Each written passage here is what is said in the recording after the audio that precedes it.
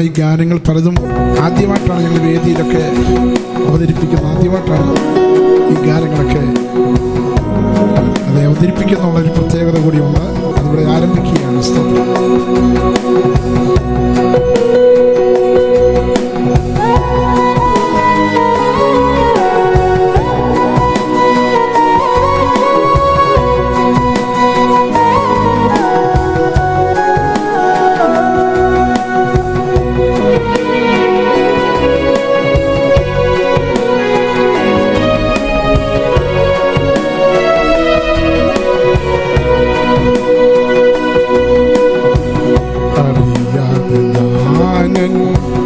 മനസ്സിൽ കുറിച്ചിട്ട സുന്ദരനാമം നിന്റെ നാമമല്ല.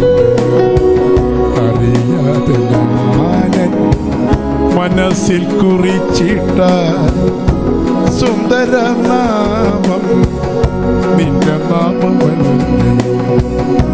ഓർമ്മ വെച്ച നാൾ മുതൽ ഒന്നും അറിയാതെ ഒരു വിട്ട നാമം നിന്റെ നാമമല്ല.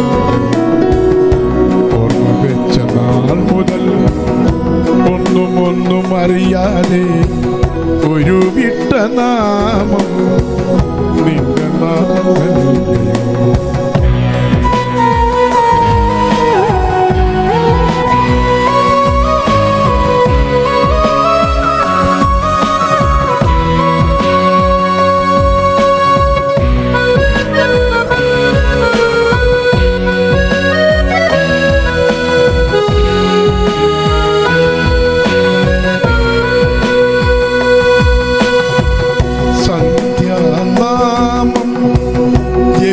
ജപിക്കുമ്പോഴൊക്കെയും നിന്റെ സാന്നിധ്യം ഞാൻ അറിഞ്ഞു. സന്ധ്യാനാമം ജപിക്കുമ്പോഴൊക്കെയും നിന്റെ സാന്നിധ്യം ഞാൻ അറിഞ്ഞു. തകർന്നൊരു മനസ്സിനെ തലോടിയ വേളയിൽ, തകർന്നൊരു മനസ്സിനെ തലോടിയ വേളയിൽ നിന്റെ സാമീപ്യം ഞാൻ അറിഞ്ഞു. അറിയാതെ ഞാനൻ മനസ്സിൽ കുറിച്ചിട്ട സുന്ദരനാമം നിന്റെ നാമമല്ല. ഓർമ്മ വെച്ച നാൾ മുതൽ ഒന്നും അറിയാതെ ഒരു വിട്ട നാമം നിന്റെ നാമമല്ല. മുതൽ ഒന്നും അറിയാതെ ഒരു വിട്ട നാമം നിന്റെ നാമമല്ല.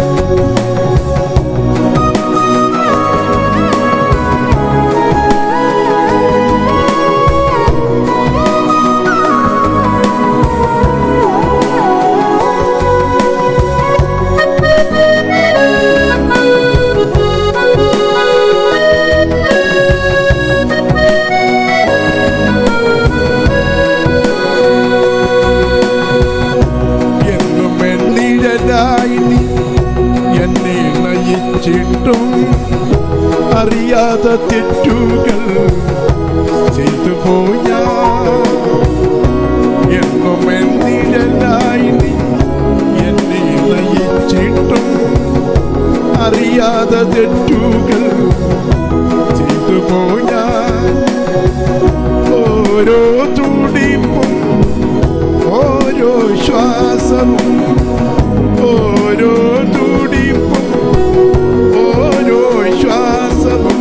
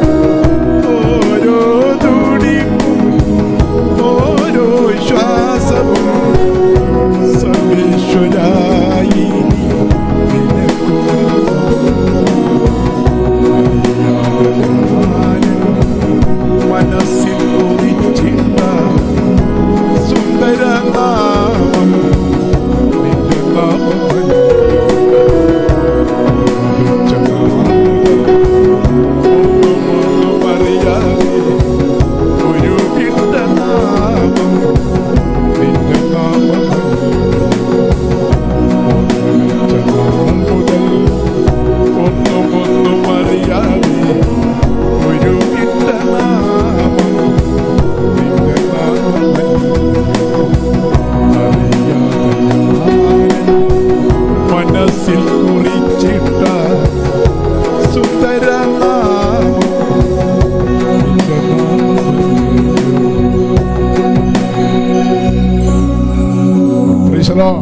കർത്താവിന്റെ നാമത്തിനായി നമുക്ക് സ്തോത്രം പറയാം.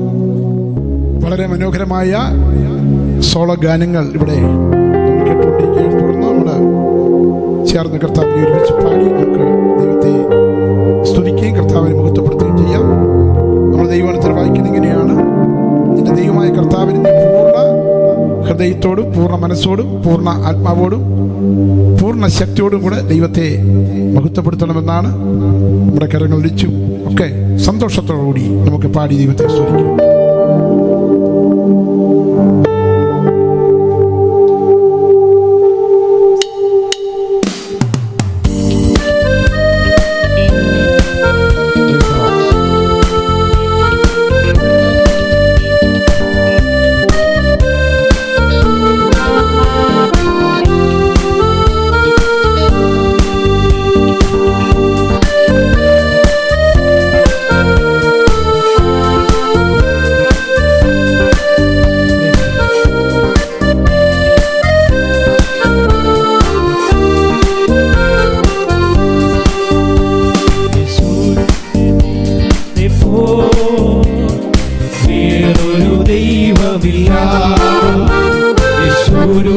ദൈവത്തെ പോ വേറൊരു ദൈവമില്ല. എന്നെ സഹായിപ്പാൻ തന്റെ മഹിമയോടെ മേഘാരൂഢനായി വരും. എന്നെ സഹായിപ്പാൻ തന്റെ മഹിമയോടെ മേഘാരൂഢനായി വരും. അവർ ആൽഫ ഒമേഗ, അവർ ആദ്യേ അന്ത്യം. അവർ ആൽഫ ഒമേഗ, അവർ ആദ്യേ അന്ത്യം. യേശുവിന്റെ ദൈവത്തെ പോ വേറൊരു ദൈവമില്ല. യേശുവിന്റെ ദൈവത്തെ പോ വേറൊരു ദൈവമില്ല. രാജാതി രാജാവും കർത്താതി കർത്താവും ദേവാതി ദേവൻ അവൻ മാത്രമേ. രാജാതി രാജാവും കർത്താതി കർത്താവും ദേവാതി ദേവനും അവൻ മാത്രമേ. കാലങ്ങൾ മാറിപ്പോയാലും അവനെന്നും മാറാത്തവൻ. കാലങ്ങൾ മാറിപ്പോയാലും അവനെന്നും മാറാത്തവൻ. അവൻ ആൽഫ ഒമേഗ, അവൻ ആദ്യേ അന്ത്യേ. അവൻ ആൽഫ ഒമേഗ, അവൻ ആദ്യേ അന്ത്യേ. യേശുവിന്റെ ദൈവത്തെ പോ വേറൊരു ദൈവമില്ല. യേശുവിന്റെ ദൈവത്തെ പോ വേറൊരു ദൈവമില്ല. എന്നെ സഹായിപ്പാൻ തന്റെ മഹിമയോടെ മേഘാരൂഢനായി വരും. എന്നെ സഹായിപ്പാൻ തന്റെ മഹിമയോടെ മേഘാരൂഢനായി വരും. അവൻ ആൽഫ ഒമേഗ, അവൻ ആദ്യേ അന്ത്യേ. അവൻ ആൽഫ ഒമേഗ, അവൻ ആദ്യേ അന്ത്യേ. മാറായ മാധുര്യമാക്കാൻ കഴിവുള്ളൂ പായയെ പിളർന്നു ദാനം പോകും. മാറായ മാധുര്യമാക്കാൻ കഴിവുള്ളൂ പായയെ പിളർന്നു ദാനം പോകും. ചിന്താകുലങ്ങളില്ലാതെ ചന്തമയെന്നും നടത്തും. ചിന്താകുലങ്ങളില്ലാതെ ചന്തമയെന്നും നടത്തും. അവൻ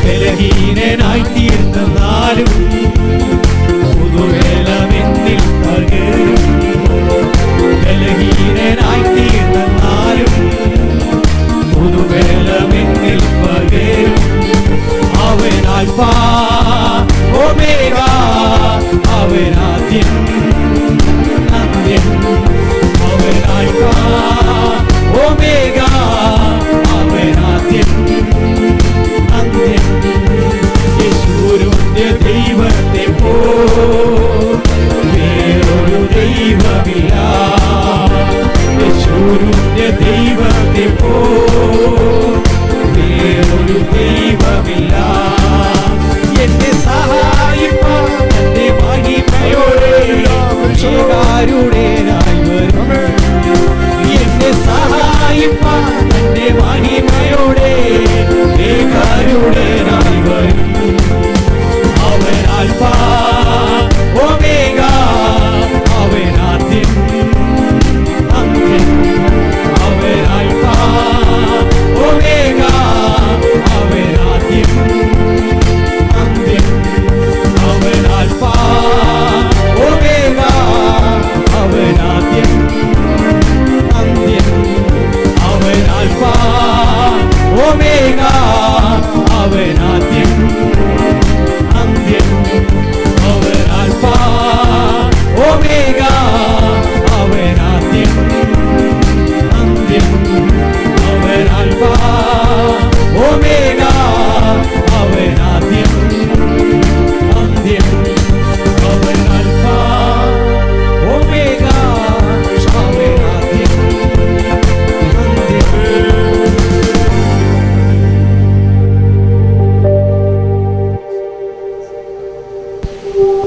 എന്തതിശയമേ ദൈവത്തിൽ സ്നേഹം എന്നുള്ള ആ ഗാനം നമുക്കെല്ലാവർക്കും അറിയാവുന്ന ഒരു പാട്ടാണ്. ദൈവം നമ്മെ സ്നേഹിച്ച സ്നേഹത്തിൻ്റെ നമ്മൾ ഓരോ പാട്ടുകൾ പാടുമ്പോഴും അതിനകത്ത് ഉൾക്കൊണ്ടിരിക്കുന്ന ആ ദൈവസ്നേഹം നമ്മൾ മനസ്സിലാക്കി നമ്മളത് പാടുമ്പോൾ നമ്മുടെ ഉള്ളിൽ സന്തോഷവും ദൈവകൃപയും ഉണ്ടാകുവാനിടയായിത്തീരും. എന്തതിശയമേ ദൈവത്തിൽ സ്നേഹം എന്നുള്ള ഗാനം നമ്മൾ ചേർന്ന് മടക്കരങ്ങളെ അടിച്ച് നമുക്ക് ദൈവത്തെ പാടി നമുക്ക് ദൈവത്തെ സ്തുതിക്കാം.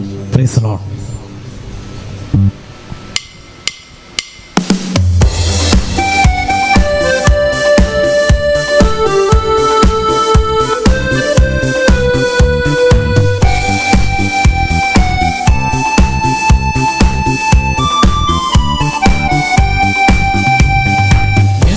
അതിശയമേ ദൈവത്തിൻ സ്നേഹം എത്ര മനോഹരമേ.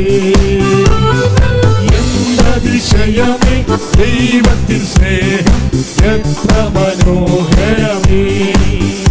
അതു ചിന്തയിലടങ്ങ സിന്ധു സമാനമായി സന്തതം കാണുന്നു ഞാൻ. അതു ചിന്തയിലടങ്ങ സിന്ധു സമാനമായി സന്തതം കാണുന്നു ഞാൻ. എന്തതിശയമേ ദൈവത്തിൻ സ്നേഹം എത്ര മനോഹരമേ. എന്തതിശയമേ ദൈവത്തിൻ സ്നേഹം എത്ര മനോഹരമേ. ദൈവമേ നിൻ മഹസ്നേഹമതി മിതമാർക്കു ചിന്തിച്ചറിയാം. ദൈവമേ നിൻ മഹസ്നേഹമതി മിതമാർക്കു ചിന്തിച്ചറിയാം. എനിക്കാവതില്ലേ അതിനാഴമണം ഇടരെത്ര ബഹുലമത്. എനിക്കാവതില്ലേ അതിനാഴമണം ഇടരെത്ര ബഹുലമത്. എന്തതിശയമേ ദൈവത്തിൻ സ്നേഹം എത്ര മനോഹരമേ. എന്തതിശയമേ ദൈവത്തിൻ സ്നേഹം എത്ര മനോഹരമേ. ആയിരം ആയിരം നാവുകളാൽ അത് വാങ്ങിടുന്നു. ആയിരം ആയിരം നാവുകളാൽ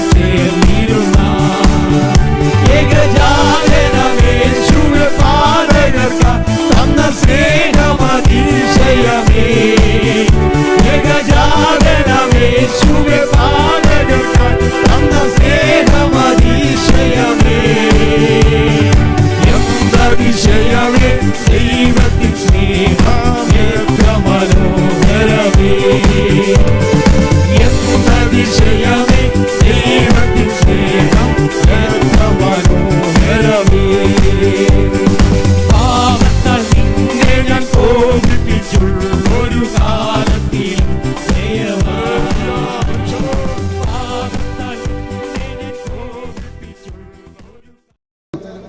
യേശു തിരഞ്ഞെടുത്ത അപ്പോസ്തലന്മാർക്ക് പരിശുദ്ധാത്മാവിനാൽ കൽപ്പന കൊടുത്തിട്ട് ആരോഹണം ചെയ്ത നാൾ വരെ അവൻ ചെയ്തും ഉപദേശിച്ചും തുടങ്ങിയ സകലത്തെയും കുറിച്ച് ആയിരുന്നുവല്ലോ.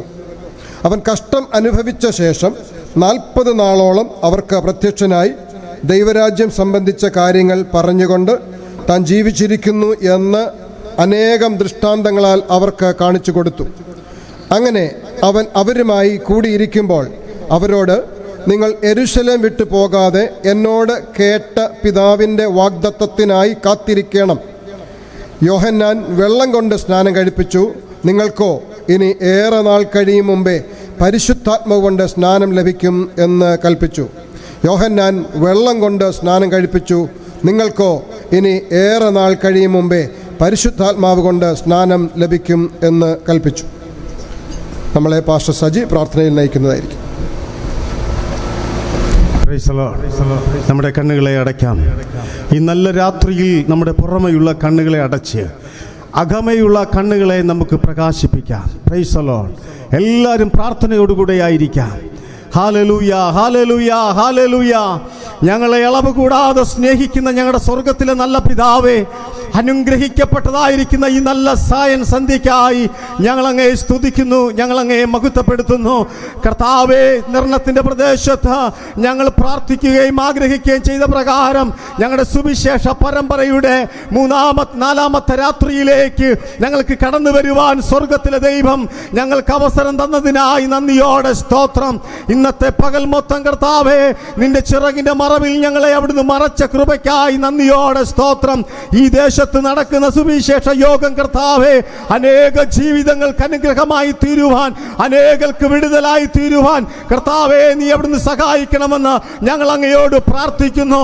ഇന്ന് രാത്രിയിൽ പരിശുദ്ധാത്മാവിൻ്റെ വലിയൊരു വ്യാപാര ശക്തി ഈ പന്തലിൻ്റെ ഉള്ളിൽ കർത്താവേ ഉണ്ടാകുവാൻ ഞങ്ങൾ അങ്ങയോട് പ്രാർത്ഥിക്കുകയാണ്.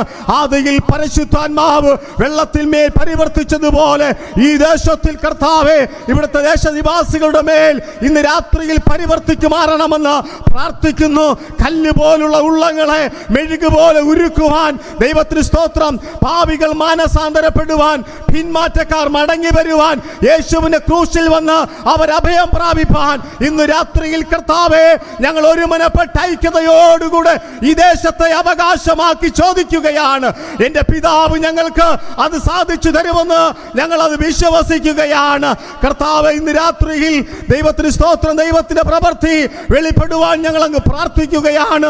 പരിശുദ്ധാത്മാവാകുന്ന പ്രാവിന്റെ ചിറകടി ഇന്ന് രാത്രിയിൽ ചില കാതുകളിൽ മുഴങ്ങുവാൻ കർത്താവേ, അനേക രോഗികൾ സൗഖ്യപ്പെടുവാൻ, അനേക പിന്മാറ്റക്കാർ മടങ്ങി വരുവാൻ സ്വർഗം അവിടുന്ന് ഇടയാക്കണമെന്ന് ഞങ്ങൾ അങ്ങ് പ്രാർത്ഥിക്കുകയാണ്.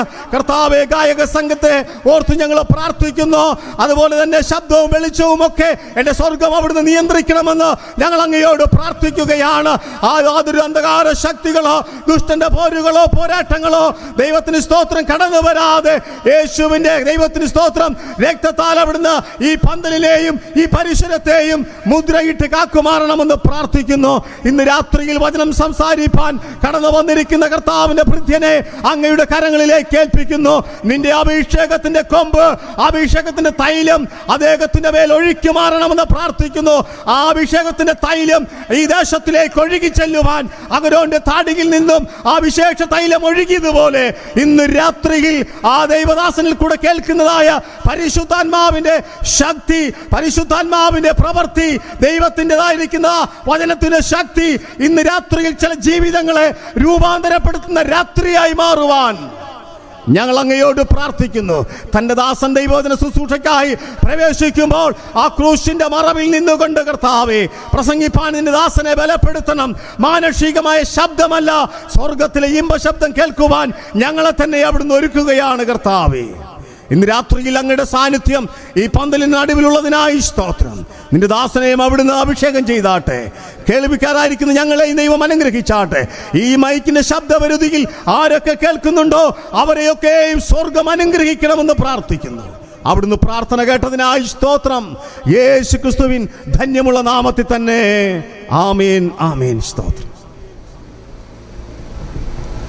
എല്ലാവർക്കും ഇരിക്കാം. നമ്മൾ ഗായക സംഘത്തെ മുന്നോട്ട് ക്ഷണിക്കുകയാണ്. നമ്മുടെ തീം സോങ് ഈ സമയത്ത് നമ്മുടെ ഗായക സംഘം നമുക്ക് വേണ്ടി ആലപിക്കുന്നതാണ്.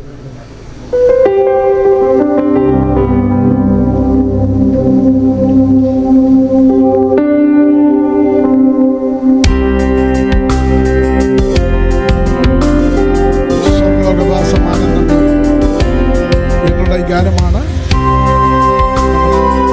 ഈ വർഷം സിയോൺ കൺവെൻഷൻ പാടിക്കൊണ്ടിരിക്കുന്നത്. വളരെ സന്തോഷവും അത്യാവശ്യം നൽകുന്ന ഒരു ഗാനമാണ്.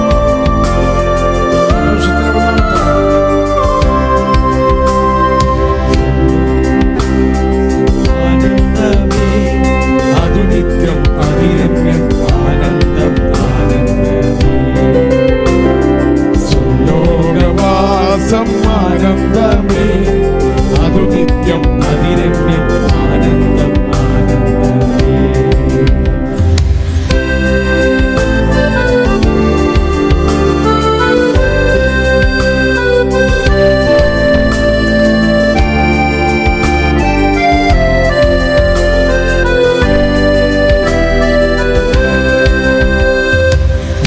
പുത്തേനറുശലേം അത്ഭുതപട്ടണം എത്ര മനോഹരമേ.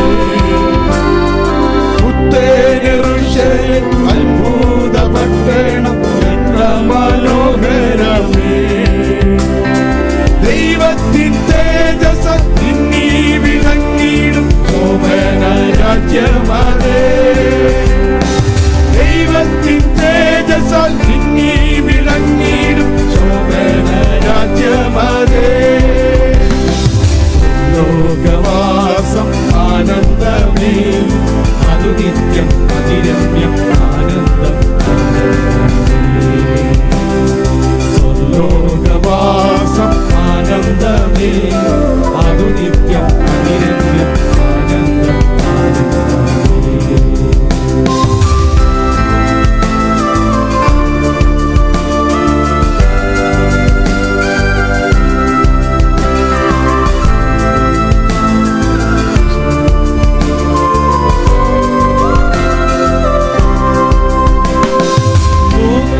സ്ഥാപനം ഉന്നതയെന്നെയും ക്രിസ്തുവിൽ കണ്ടിരുന്നു.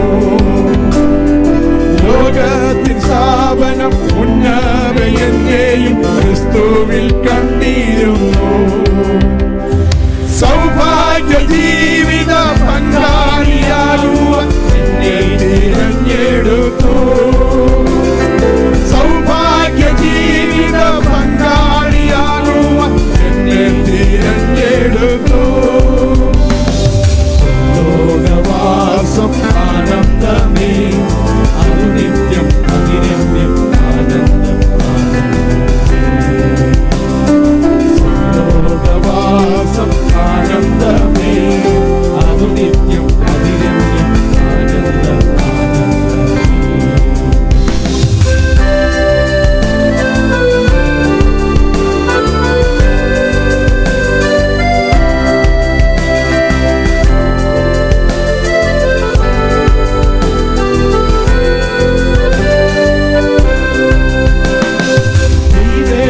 ചെയ്തവർ പൂർണ്ണരായി തീർന്നവർ ആക്കുന്ന രാജ്യമതേ. ദൈവേഷ്ടം ചെയ്തവർ പൂർണ്ണരായി തീർന്നവർ ആക്കുന്ന രാജ്യമതേ. യാതൊരു ശൂദനും ദേശതയുള്ളവർ ആരും പ്രവേശിക്കില്ല. യാതൊരു ശൂദനും ദേശതയുള്ളവർ ആരും പ്രവേശിക്കില്ല. സ്വർലോകവാസം ആനന്ദമേ അതു നിത്യം അതിരമ്യം ആനന്ദം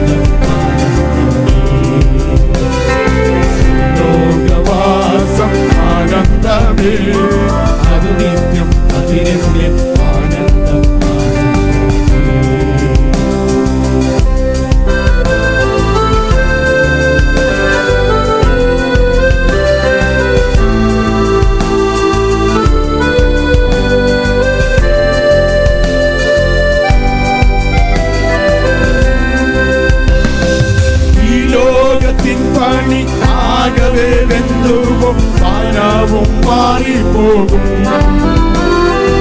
ഈ ലോകത്തിൻ പണി ആകവേ വെന്തുവും പാനവും മാറിപ്പോകും. സ്വർലോകരാജ്യമോ എന്നേക്കുമുള്ളത് വാഴ്ചയും നിത്യമല്ലോ. സ്വർലോകരാജ്യമോ എന്നേക്കുമുള്ളത് വാഴ്ചയും നിത്യമല്ലോ. സ്വർലോകവാസം ആനന്ദമേ, അതു നിത്യം അതിരമ്യം ആനന്ദം. ലോകവാസം ആനന്ദമേ, അതു നിത്യം അതിരമ്യം ആനന്ദം.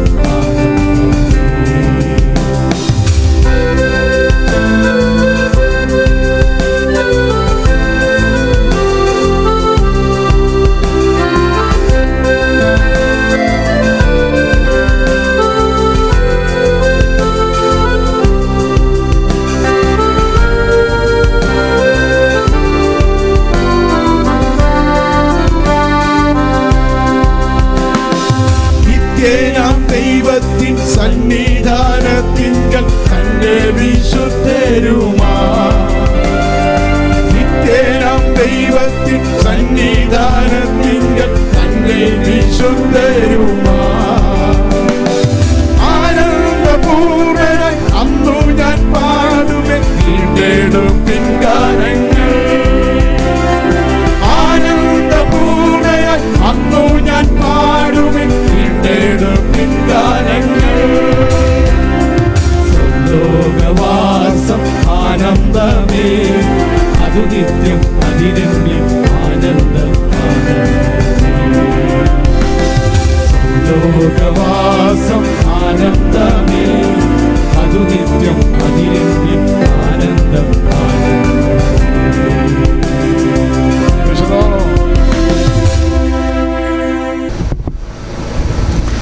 ദൈവനാമത്തിന് മഹത്വം ഉണ്ടാകട്ടെ. അനുഗ്രഹിക്കപ്പെട്ട നല്ലൊരു ദൈവദാസനെയാണ് ഇന്ന് തിരുവചനം സംസാരിക്കുന്നതിന് നമുക്ക് ലഭിച്ചിരിക്കുന്നത്. 2008 ഞങ്ങൾ ഒരുമിച്ച് ആലപ്പുഴ പത്തനംതിട്ട സെക്ഷനിൽ ഡിപ്പാർട്ട്മെൻറ്റ് ഡയറക്ടേഴ്സായി സേവനം അനുഷ്ഠിച്ചിട്ടുണ്ട്. അതിനുശേഷം ഞാൻ വിവിധ സ്ഥലങ്ങളിലെല്ലാം യാത്ര ചെയ്ത് തിരികെ വരുമ്പോഴേക്കും ഞാൻ തൃശ്ശൂർ ചെല്ലുമ്പോൾ അവിടെ അദ്ദേഹം ഡിപ്പാർട്ട്മെൻറ്റ് ഡയറക്ടറാണ് സൗത്ത് വെസ്റ്റ് യൂണിയനിൽ. ഇപ്പോൾ കർത്താവിൻ്റെ സഭയെ നമ്മുടെ ഇടുക്കി സെക്ഷൻ്റെ സാരഥി എന്ന് പറയുന്നതാണ് നല്ലത്.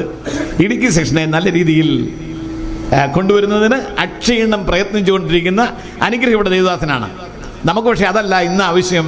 ഇന്ന് ഏറ്റവും അനുഗ്രഹീതനായ ദൈവവചനം സംസാരിക്കുന്ന ഒരു പാസ്റ്ററെയാണ് നമുക്ക് ലഭിച്ചിരിക്കുന്നത്. തിരുവചനം നല്ല രീതിയിൽ പ്രസൻറ്റ് ചെയ്യുവാൻ ദൈവവചന പരിജ്ഞാനമുള്ള നല്ലൊരു ബൈബിൾ സ്റ്റുഡൻ്റ് ആയിരിക്കുന്ന പാസ്റ്റർ സോയി തോമസ് ആണ്. അദ്ദേഹം നമുക്ക് ഇന്ന് പ്രസംഗകനായി ഉള്ളതിനാൽ ഞാൻ ദൈവത്തെ സ്തുതിക്കുന്നു. ഇന്ന് ദൈവം പ്രിയ മകനെ ദൈവമഹത്വത്തിനായി ഉപയോഗിക്കട്ടെ.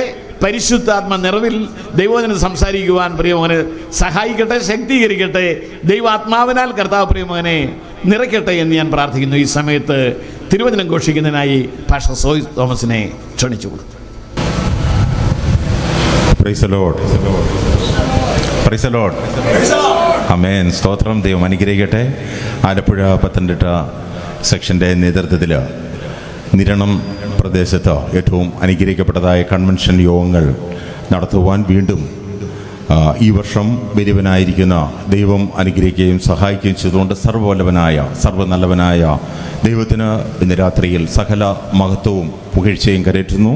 ദൈവത്തിൻ്റെ ആത്മാവ് നമ്മളെ നയിക്കുകയും അനുഗ്രഹിക്കുകയും ചെയ്യുമാറാകട്ടെ. ഇപ്രകാരം ആലപ്പുഴ പത്തനംതിട്ട സെക്ഷന് ഈ പ്രദേശത്ത് വീണ്ടും ഇപ്രകാരം മീറ്റിംഗ് നടത്തുവാൻ ദൈവിക ആലോചനകൾ ഈ ദേശത്തോടെ അറിയിപ്പാൻ തക്കോണം ഈശ്വരൻ തോന്നിയിരിക്കാൻ സ്തോത്രം ചെയ്യുന്നു. സഭയുടെ നേതൃത്വമായിരിക്കുന്ന ആലപ്പുഴ പത്തനംതിട്ട സെക്ഷൻ്റെ പ്രസിഡന്റ് പാസ്റ്റർ എസ് ജേക്കബ്, അതുപോലെ എക്സിക്യൂട്ടീവ് സെക്രട്ടറി ട്രഷറർ ആയിട്ട് പ്രവർത്തിക്കുന്ന പാസ്റ്റർ രാജേഷ്, അതുപോലെ മറ്റ് സഭാ ശുശ്രൂഷകന്മാർ, അതോടൊപ്പം ഈ നിരണം പ്രദേശത്ത് ഈ കൺവെൻഷൻ യോഗത്തിനും മറ്റുമൊക്കെ നേതൃത്വം കൊടുക്കുന്ന പാസ്റ്റർ CJ സോമൻ സാർ, അദ്ദേഹത്തെയും കർത്താവ് അനുഗ്രഹിക്കുമാറാകട്ടെ എന്ന് പ്രത്യേകിച്ച് പ്രാർത്ഥിക്കുന്നു. അതോടൊപ്പം ഇന്നത്തെ യോഗത്തിൻ്റെ അധ്യക്ഷനായിരുന്ന പാസ്റ്റർ ഡോണി, മറ്റ് മനോഹരമായ ഗാനങ്ങൾ പാടിയതായ ഇവിടുത്തെ നിരണം സഭയുടെ നെടുമ്പറം സഭയിലെ ശുശ്രൂഷകരായിരിക്കുന്ന ബ്രദർ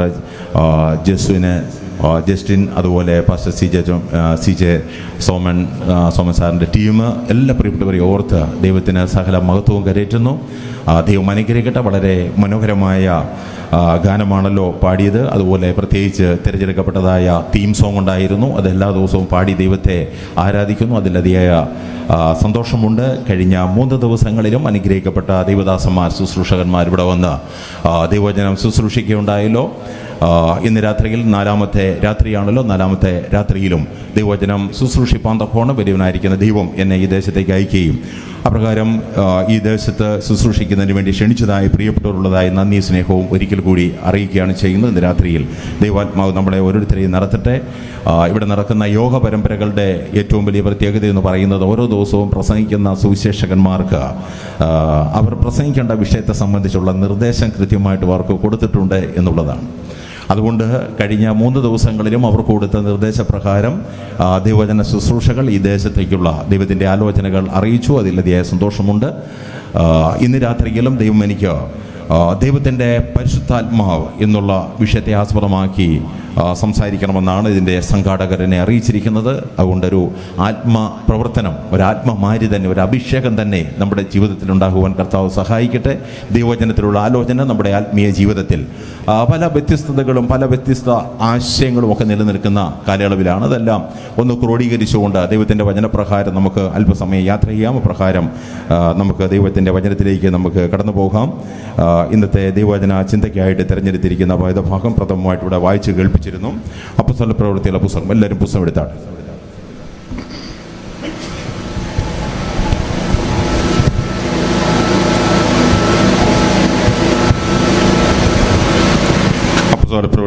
അപ്പോസ്തല പ്രവൃത്തികളുടെ പുസ്തകം 1-ാം അധ്യായം 1 മുതൽ 5 വരെയുള്ള വാക്യങ്ങളാണ്. സമയത്തിൻ്റെ കുറവ് കൊണ്ട് എല്ലാ വാക്യങ്ങളും വായിക്കേണ്ട. അതിൻ്റെ 4ാമത്തെ വാക്യം മാത്രം നമുക്ക് വായിക്കാം. ആരെങ്കിലും മൈക്കിൻ്റെ സഹായത്തോടെ ശബ്ദം ഉയർത്തി വായിച്ചാൽ ഏറ്റവും അനുഗ്രഹമാണ്. ആരെങ്കിലും ഒരാൾ വായിച്ചാട്ടെ. അപ്പോസ്തല പ്രവൃത്തികളുടെ പുസ്തകം 1-ാം അധ്യായം അതിൻ്റെ 4ാമത്തെ വാക്യം. അങ്ങനെ അവൻ അവരുമായി കൂടിയിരിക്കുമ്പോൾ അവരോട്, നിങ്ങൾ യെരൂശലേമിൽ നിന്ന് വാങ്ങിപ്പോകാതെ എന്നോട് കേട്ട പിതാവിന്റെ വാഗ്ദത്തത്തിനായി കാത്തിരിക്കണം. ആമേൻ. എല്ലാ കണ്ണുകളും അടയട്ടെ. ഒരു നിമിഷം നമുക്ക് പ്രാർത്ഥിക്കാം. നിത്യനും പരിശുദ്ധനുമായി ഞങ്ങളുടെ സ്വർഗ്ഗപിതാവേ, അനുഗ്രഹിക്കപ്പെട്ട കൺവെൻഷൻ യോഗത്തിൻ്റെ 4ാം ദിന രാത്രി യോഗത്തിനായി സ്തോത്രം ചെയ്യുന്നു. ഇന്ന് രാത്രിയിലും അടിയങ്ങൾക്ക് ദൈവത്തിൻ്റെ ആത്മാവിനാൽ ഒന്നിച്ചു കൂടുവാൻ ഈ ദേശത്തെ കർത്താവെ അവിടുന്ന് നൽകപ്പെട്ടിരിക്കുന്ന മാറ്റമില്ലാത്ത വചനത്തെക്കുറിച്ച് ഘോഷിപ്പാൻ അവിടുന്ന് കർത്താവ് അടിയങ്ങളെ അങ്ങ് അനുഗ്രഹിച്ചതിനായി സ്തോത്രം ചെയ്യുന്നു. ദൈവവചനം സംസാരിക്കുന്ന അടിയനെയും ഈ പന്തൽ കീഴിലായിരിക്കുന്ന എല്ലാ പ്രിയപ്പെട്ടവരെയും, അതോടൊപ്പം ഈ ശബ്ദപരിധിയിലോ അനേകർ ഭവനത്തിലും റോഡിലുമായി മറ്റ് സ്ഥലങ്ങളിലൊക്കെയും കേൾക്കുന്നു എന്ന് ഞങ്ങൾ മനസ്സിലാക്കുന്നു. അപ്രകാരം ദൈവവചനം കേൾക്കുന്ന എല്ലാ പ്രിയപ്പെട്ടവരെയും ഇന്ന് രാത്രിയിൽ ഒരുപോലെ അനുഗ്രഹിക്കണം. പ്രാർത്ഥന കേട്ടതുകൊണ്ട് സ്തോത്രം. യേശുവിൻ തന്നെയുള്ള നാമത്തിൽ തന്നെ amen. Praise the lord. Praise the lord. ദൈവം അനുഗ്രഹിക്കട്ടെ. ഈ ശബ്ദപരിധിയിൽ അനേകർ ശ്രദ്ധിക്കുന്നുണ്ടെന്ന് മനസ്സിലാക്കുന്ന പ്രകാരം ദൈവത്തിൻ്റെ വചനം ശ്രവിക്കുന്നതായ പ്രിയപ്പെട്ടവരെയും കർത്താവ് അനുഗ്രഹിക്കുമാറാകട്ടെ എന്ന് പ്രാർത്ഥിക്കുന്നു. വായിച്ചതായ വേദഭാഗം ഇങ്ങനെയാണ്. അങ്ങനെ അവൻ അവരുമായി കൂടിയിരിക്കുമ്പോൾ അവരോട്, നിങ്ങൾ യെരൂശലേമിൽ നിന്ന് വാങ്ങിപ്പോകാതെ എന്നോട് കേട്ട പിതാവിൻ്റെ വാഗ്ദത്തത്തിനായി കാത്തിരിക്കണം എന്നുള്ളത്. ദൈവത്തിൻ്റെ വചനം നമ്മൾ പഠിച്ചാൽ ദൈവത്തിന് ചില പ്രത്യേക പദ്ധതികളും നിയോഗങ്ങളുമൊക്കെ ദൈവത്തിനുണ്ട്. അത് മാനകുലത്തെ ദൈവം സൃഷ്ടിച്ച്, അല്ലെങ്കിൽ ആദ്യം മനുഷ്യനെ ദൈവം സൃഷ്ടിച്ച് ഏദൻ പ്രതീക്ഷയിലാക്കുമ്പോൾ തന്നെ സ്വർഗത്തിൽ നിന്ന് നഷ്ടപ്പെട്ടു പോയ, അല്ലെങ്കിൽ ദൂതഗണങ്ങളുടെ പ്രവർത്തന ഫലമായി ലൂസിഫറിനാൽ നഷ്ടപ്പെട്ടു പോയതായ ആ അവസ്ഥയ്ക്ക് ഒരു മാറ്റം വന്നുകൊണ്ട് വിശുദ്ധ വേദപുസ്തകത്തിലെ അവസാന പുസ്തകമായ വെളിപ്പാട് പുസ്തകം 21-ാമത്തെ അധ്യായം 1 മുതൽ വാക്യത്തിൽ പറയുന്നത് പോലെ ഒരു പുതിയ ആകാശവും പുതിയ ഭൂമിയും വിഭാവനം ചെയ്തുകൊണ്ട് ആ പുതിയ ആകാശത്തിലേക്കും പുതിയ ഭൂമിയിലേക്കുമുള്ള പ്രവേശനത്തിനുള്ള ജൈത്രയാത്രയിലാണ് ദൈവമക്കളായിരിക്കുന്ന നാം ഓരോരുത്തരും. ആദം അവരുടെ സൃഷ്ടിപ്പിൻ്റെ കാലഘട്ടം മുതൽ ചരിത്രത്തിലൂടെ അനേക ജനങ്ങൾ ഈ ലോകത്തിൽ മാറ്റപ്പെട്ടു പോവുകയും അതുപോലെ ബാബിലോൺ, മേദ്യ, പെർഷ്യ, ഗ്രീസ്, റോമ സാമ്രാജ്യങ്ങൾ പോലും കടന്നു പോകുകയും ഈ ചരിത്രത്തിൻ്റെ ഭാഗമായി അനേകർ കടന്നുപോയി നാം ഇന്ന് ജീവിക്കുന്നതായ ഭാഗവും അല്ലെങ്കിൽ ജീവിക്കുന്നതും ചരിത്രത്തിൻ്റെ ഒരു ഭാഗം തന്നെയാണ്. എന്നാൽ സ്വർഗത്തിലെ ദൈവം വിഭാവനം ചെയ്തിരിക്കുന്നത് പോലെ ദൈവരാജ്യം കൃത്യമായും ഭൂമിയിൽ സ്ഥാപിതമാകും എന്നുള്ളത് വിശുദ്ധ വേദപുസ്തകം അടിവരയിട്ട് നമ്മളെ പഠിപ്പിക്കുന്ന വലിയൊരു സത്യമാണ്. കർത്താവായ യേശു ക്രിസ്തുവിൻ്റെ ഭൗമിക ശുശ്രൂഷയുടെ ഭാഗമായി തൻ്റെ ദൗത്യം തൻ്റെ ശിഷ്യന്മാരെ കൃത്യമായി പഠിപ്പിക്കുകയും അവരോട് ആ ദൗത്യ ഘോഷണത്തിന് വേണ്ടിയിട്ട് ഒരുക്കമുള്ള ആത്മാവിനെ പ്രാപിച്ചുകൊണ്ട് അവർ ഒരുക്കമുള്ളവരായി പോകണമെന്നുള്ളത് കർത്താവിൻ്റെ ഏറ്റവും വലിയ ആഗ്രഹമായിരുന്നു.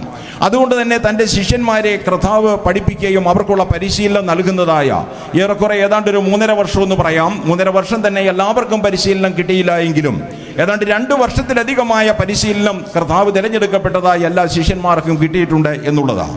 എന്നാൽ ഇന്ന് രാത്രിയിൽ ചിന്തിക്കുന്ന ഭാഗം ദൈവത്തിൻ്റെ പരിശുദ്ധാത്മാവിനെ കുറിച്ചാണ്.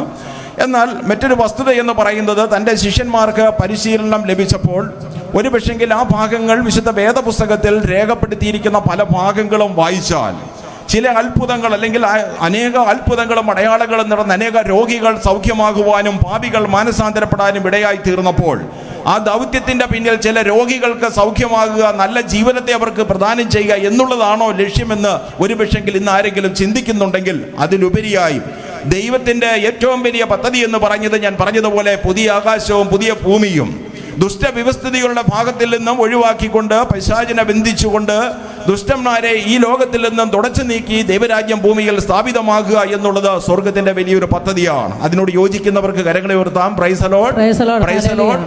ദൈവം അനുഗ്രഹിക്കട്ടെ. എന്നാൽ കർത്താവ് യേശുക്രിസ്തു തൻ്റെ ശിഷ്യന്മാരെ പഠിപ്പിച്ചതായ സുവിശേഷം എന്തായിരുന്നു എന്ന് അറിയുന്നതിനോട് ഒരു വാക്യം ഒന്ന് വായിക്കാം. ലൂക്കോസിന്റെ സുവിശേഷം 8-ാം അധ്യായം അതിൻ്റെ 1-ാമത്തെ വാക്യം. ലൂക്കോസിന്റെ സുവിശേഷം 8-ാം അധ്യായം അതിൻ്റെ 1-ാമത്തെ വാക്യം.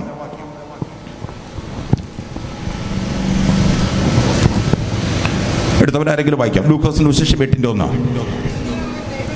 അനന്തരം അവൻ ദൈവരാജ്യം പ്രസംഗിച്ചും, പ്രൈസ് ദി ലോർഡ്, ദൈവരാജ്യം പ്രസംഗിച്ചും ദൈവരാജ്യം സുവിശേഷിച്ചും കൊണ്ട് പട്ടണം തോറും സഞ്ചരിച്ചു. അപ്പോൾ ഇന്ന് രാത്രിയിൽ ഒരു കാര്യം മനസ്സിലാക്കണം.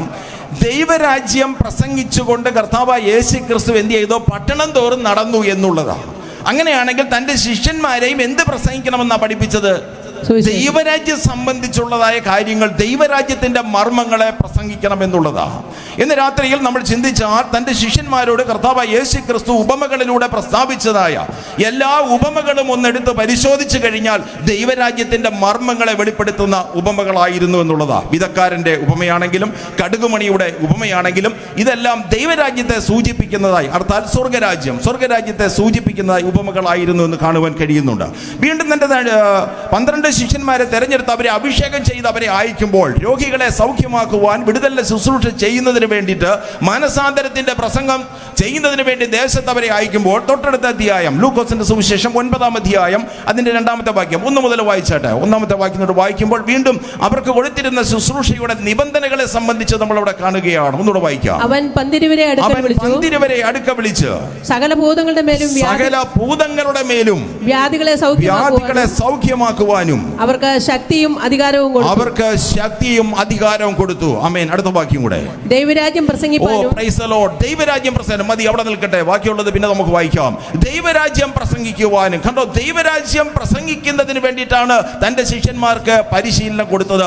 കർത്താവായ യേശു ക്രിസ്തുവിന്റെ പരസ്യ ശുശ്രൂഷയുടെ കാലയളവിൽ അവർക്ക് ദൈവരാജ്യത്തിന്റെ മർമ്മങ്ങൾ അവർക്ക് എന്ത് ചെയ്യണം? വെളിപ്പെട്ട് കിട്ടണം എന്നുള്ളത്. അങ്ങനെ ദൈവരാജ്യത്തിന്റെ സുവിശേഷം പ്രസംഗിച്ചു. ഇനിയും കർത്താവായ യേശു ക്രിസ്തു ഈ ലോകത്തിൽ നിന്ന് മാറ്റപ്പെടുന്നതായ സമയത്തിന് ഏതാനും ചില ആഴ്ചകൾക്ക് മുമ്പായി തന്റെ ശിഷ്യന്മാർക്ക് നൽകിയതായ പരിശീലനം എന്ന് പറയുന്നത് ഇങ്ങനെയായിരുന്നു: കുറഞ്ഞോന്ന് കഴിഞ്ഞിട്ട് എന്നെ എന്ത് ചെയ്തില്ല, കാണുകയില്ല. ഇപ്പൊ 10-12 ദിവസം ഇവിടെ യോഗം ഉണ്ടായി. യോഗം തീർന്നു കഴിഞ്ഞ് പിന്നെ അടുത്ത വർഷം ഇവിടെ എന്ത് ചെയ്തുള്ളൂ? അപ്പോൾ ഇതങ്ങ് കണ്ടിന്യൂ ചെയ്തങ്ങ് പോവുകയാണ്. നല്ല കാര്യം. ചിലപ്പോൾ എനിക്കൊന്ന് സോമസാറിനെ സംബന്ധിച്ച് മിക്കവാറും അത് കണ്ടിന്യൂ ചെയ്ത് പോകാനുള്ള താല്പര്യം ഉണ്ടെന്ന് തോന്നുന്നു. കാരണം ഇവിടുത്തെ AP ആലപ്പുഴ 10 സെക്ഷൻ്റെ നേതൃത്വത്തിനും അത് വലിയ സന്തോഷമാണ്. എനിക്കൊന്നിത് ഇങ്ങനെ പോവുകയാണെങ്കിൽ ഏറ്റവും അവസാനം വരുമ്പോഴത്തേന് ഇതൊരു 10,000 പേര് എന്ത് ചെയ്യുന്ന ഇരിക്കുന്ന ഒരു യോഗമായിട്ട് എന്ത് ചെയ്യും? അങ്ങനെയുള്ളൊരു പ്രാർത്ഥന അതാണ്. അതിന് കാരണം ചെറിയ തുടക്കം എന്ന് പറയുന്നത് ഒരു വലിയ തുടക്കമായിട്ട് മാറുകയാണ്. അപ്പോൾ അങ്ങനെ പരസ്യ ശുശ്രൂഷയുടെ കാലയളവ് കഴിഞ്ഞ് കർത്താവായ യേശു ക്രിസ്തുവിനെ കുറഞ്ഞോന്ന് കഴിഞ്ഞിട്ട് എന്നെ കാണുകയില്ല എന്ന് തൻ്റെ ശിഷ്യന്മാരെ പഠിപ്പിക്കുകയും അതിൻ്റെ ദൗത്യം അല്ലെങ്കിൽ യേശു ചെയ്യാനിരിക്കുന്ന സ്വർഗം നിയോഗിക്കപ്പെട്ടിരിക്കുന്ന ക്രിസ്തുയേശുവിലൂടെ ആ ശുശ്രൂഷ എന്താണെന്ന് അവർക്ക് വെളിപ്പെടുത്തി കൊടുത്തു. അതിനുശേഷം മരിച്ച് അടക്കപ്പെട്ട ഉയർത്തെഴുന്നേറ്റ കർത്താവായ യേശു ക്രിസ്തു അപ്പോസ്തല പ്രവൃത്തിയിലെ പുസ്തകത്തിലേക്ക് നമുക്ക് വീണ്ടും മടങ്ങി വരാം. പ്രഥമ വാക്യം നമ്മൾ വായിച്ചല്ലോ, 4-ാമത്തെ വാക്യം വായിച്ചല്ലോ, 2-ാമത്തെ വാക്യം വായിച്ചു, 1-ാമത്തെ വാക്യം വായിച്ചേട്ടെ. തെയോഫിലോസേ, ഞാൻ എഴുതിയ ഒന്നാമത്തെ ചരിത്രം. 2-ാമത്തെ വാക്യം വായിച്ചാൽ മതി. അവൻ കഷ്ടം അനുഭവിച്ച ശേഷം 40 നാളോളം അവർക്ക് പ്രത്യക്ഷനായി ദൈവരാജ്യം സംബന്ധിച്ച കാര്യങ്ങൾ പറഞ്ഞു. ആമേൻ. നമ്മൾ ഇച്ചിരി സ്പീഡ് കുറച്ച് പോകുന്നതാണ് നല്ലതെന്ന് എനിക്ക് തോന്നുന്നു. കാരണം നമുക്ക് 8:45 വരെയുള്ള സമയം എനിക്ക് അനുവദിച്ചിട്ടുണ്ട്. അത് കഴിഞ്ഞുള്ള സമയം ആവശ്യത്തിന് എടുത്തോളം പറഞ്ഞിട്ടുണ്ട്. പക്ഷേ സമയം തക്കത്തിൽ ഉപയോഗിക്കണമെന്നുള്ള അതുകൊണ്ട് ആരും പേടിക്കേണ്ട. സമയം തക്കത്തിൽ നമുക്ക് ഉപയോഗിക്കാം. കാരണം എനിക്ക് വളരെ വിദൂരതയിലേക്ക് ഇന്ന് തന്നെ പോകേണ്ടതാണ്. അതിൻ്റെ കാര്യങ്ങൾ നമുക്ക് ക്രമീകരിക്കാം. ഇവിടെ വായിച്ച് നിർത്താൻ പറഞ്ഞ ഭാഗം ഒന്നുകൂടെ വായിക്കാം. 40 ദിവസത്തോളം ഉയർത്തെഴുന്നേറ്റതായ ഇങ്ങനെ കഷ്ടം അനുഭവിച്ച ശേഷം മരിച്ച് അടക്കപ്പെട്ട് ഉയർത്തെഴുന്നേറ്റ കർത്താവായ യേശു ക്രിസ്തു എത്ര നാളാണ്? 40 നാളോളം എന്ത് ചെയ്തു? അവർക്ക് പ്രത്യക്ഷനായി ദൈവരാജ്യം സംബന്ധിച്ച കാര്യങ്ങൾ ദൈവരാജ്യം സംബന്ധിച്ചുള്ള കാര്യങ്ങൾ എന്ത് ചെയ്തു? പറഞ്ഞുകൊണ്ട് മതി. ഇവിടെ 14 ദിവസത്തെ വിഷയം ഹോളി സ്പിരിറ്റ് ആയിരിക്കണം. കഴിഞ്ഞ 3 ദിവസം പോട്ടെ, ഇനിയുള്ള ഒരു ആത്മാവിനെ കുറിച്ച് പ്രസംഗിക്കട്ടെ. ഇവിടെ 40 ദിവസം യോഗ പരമ്പരയാ. ആരുമായിട്ടാണ്? തൻ്റെ ശിഷ്യന്മാരുമായിട്ട്. സബ്ജക്റ്റ് എന്നാണ്? ഇവിടുന്ന് ഈ ട്രെയിനിങ് ഇവിടെ പഠിച്ചത് ആലപ്പുഴ പത്തനം. നമുക്ക് ഇടുക്കിയിൽ മറിക്കൂടി സൗകര്യമൊക്കെ ഇട്ടുകൊണ്ട് ഇടുക്കിയിൽ നമുക്ക് ഇതുപോലെ ആക്കണം, സബ്ജക്റ്റ് കൊടുക്കണം. അപ്പോൾ എന്താണ് സംഭവിച്ചത്? 40 ദിവസം ഒരൊറ്റ വിഷയം പ്രസംഗിച്ചിരിക്കുക. ഒരൊറ്റ വിഷയം. ആരെ പഠിപ്പിച്ചിരിക്കുന്നത്? പരസ്യ ശുശ്രൂഷ സമയത്ത് നാട്ടുകാരെ മുഴുവൻ പഠിപ്പിച്ചെങ്കിലും ഇപ്പം നാട്ടുകാരോടല്ല പ്രസംഗിക്കുന്നത്. ആരോടാ? നാട്ടുകാരോടല്ല. യോഗമൊക്കെ നിർത്തി കർത്താവും എന്ത് ചെയ്ത് അതിൻ്റെ ആവശ്യം മതി. കാരണം ഇവിടെ 12 പേരെ ട്രെയിനിങ് കൊടുത്താൽ, ഇവർക്ക് പരിശീലനം കൊടുത്താൽ, ഇവർ ലോകവ്യാപകമായിട്ട് എന്ത് ചെയ്യും? കാരണം ഇവരോട് പറഞ്ഞിരിക്കുന്ന ആത്മാവിൻ്റെ അഭിഷേകം ഇവർ പ്രാപിച്ചു കഴിഞ്ഞാൽ ഇവർ നിശ്ചയമായിട്ടും ആയത് സുവിശേഷം പ്രസംഗിക്കും. ദൈവരാജ്യത്തിൻ്റെ സുവിശേഷം എന്ത് ചെയ്യും? അതിൻ്റെ മർമ്മങ്ങളെ അവർക്ക് പ്രസംഗിക്കുവാൻ കഴിയുമെന്നുള്ളതാണ്. അങ്ങനെ 40 ദിവസത്തോളം എന്ത് ചെയ്തു? ദൈവരാജ്യത്തിൻ്റെ സുവിശേഷം പ്രസംഗിച്ചു. അവർക്ക് പഠിപ്പിക്കുവാനിടയായി. 40 ദിവസത്തിന് ശേഷം കർത്താവായ യേശു ക്രിസ്തു എന്ത് ചെയ്തു?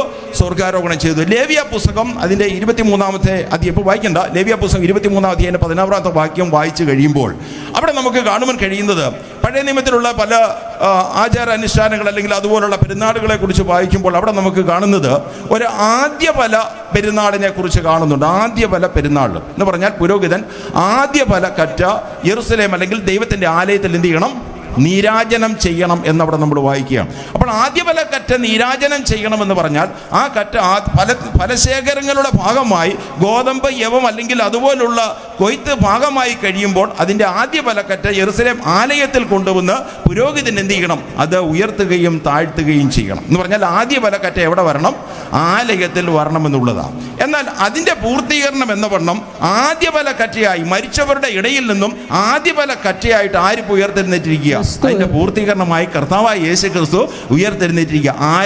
ഓരോരുത്തരും താൻ്റെ നിരയിൽ അത്രേ. ആ നിരയിൽ കർത്താവായ യേശു ക്രിസ്തു ഉയർത്തെഴുന്നേറ്റ് ആദ്യപരമായി എന്ത് ചെയ്തിരിക്കുകയാണ്? തൻ്റെ ശിഷ്യന്മാർക്ക് പരിശീലനം കൊടുക്കുക. സബ്ജക്റ്റ് മറന്നു പോകരുത്, ദൈവരാജ്യം സംബന്ധിച്ചുള്ള കാര്യങ്ങളാണ്. പിന്നെ അവരോടൊരു കാര്യം പറഞ്ഞു.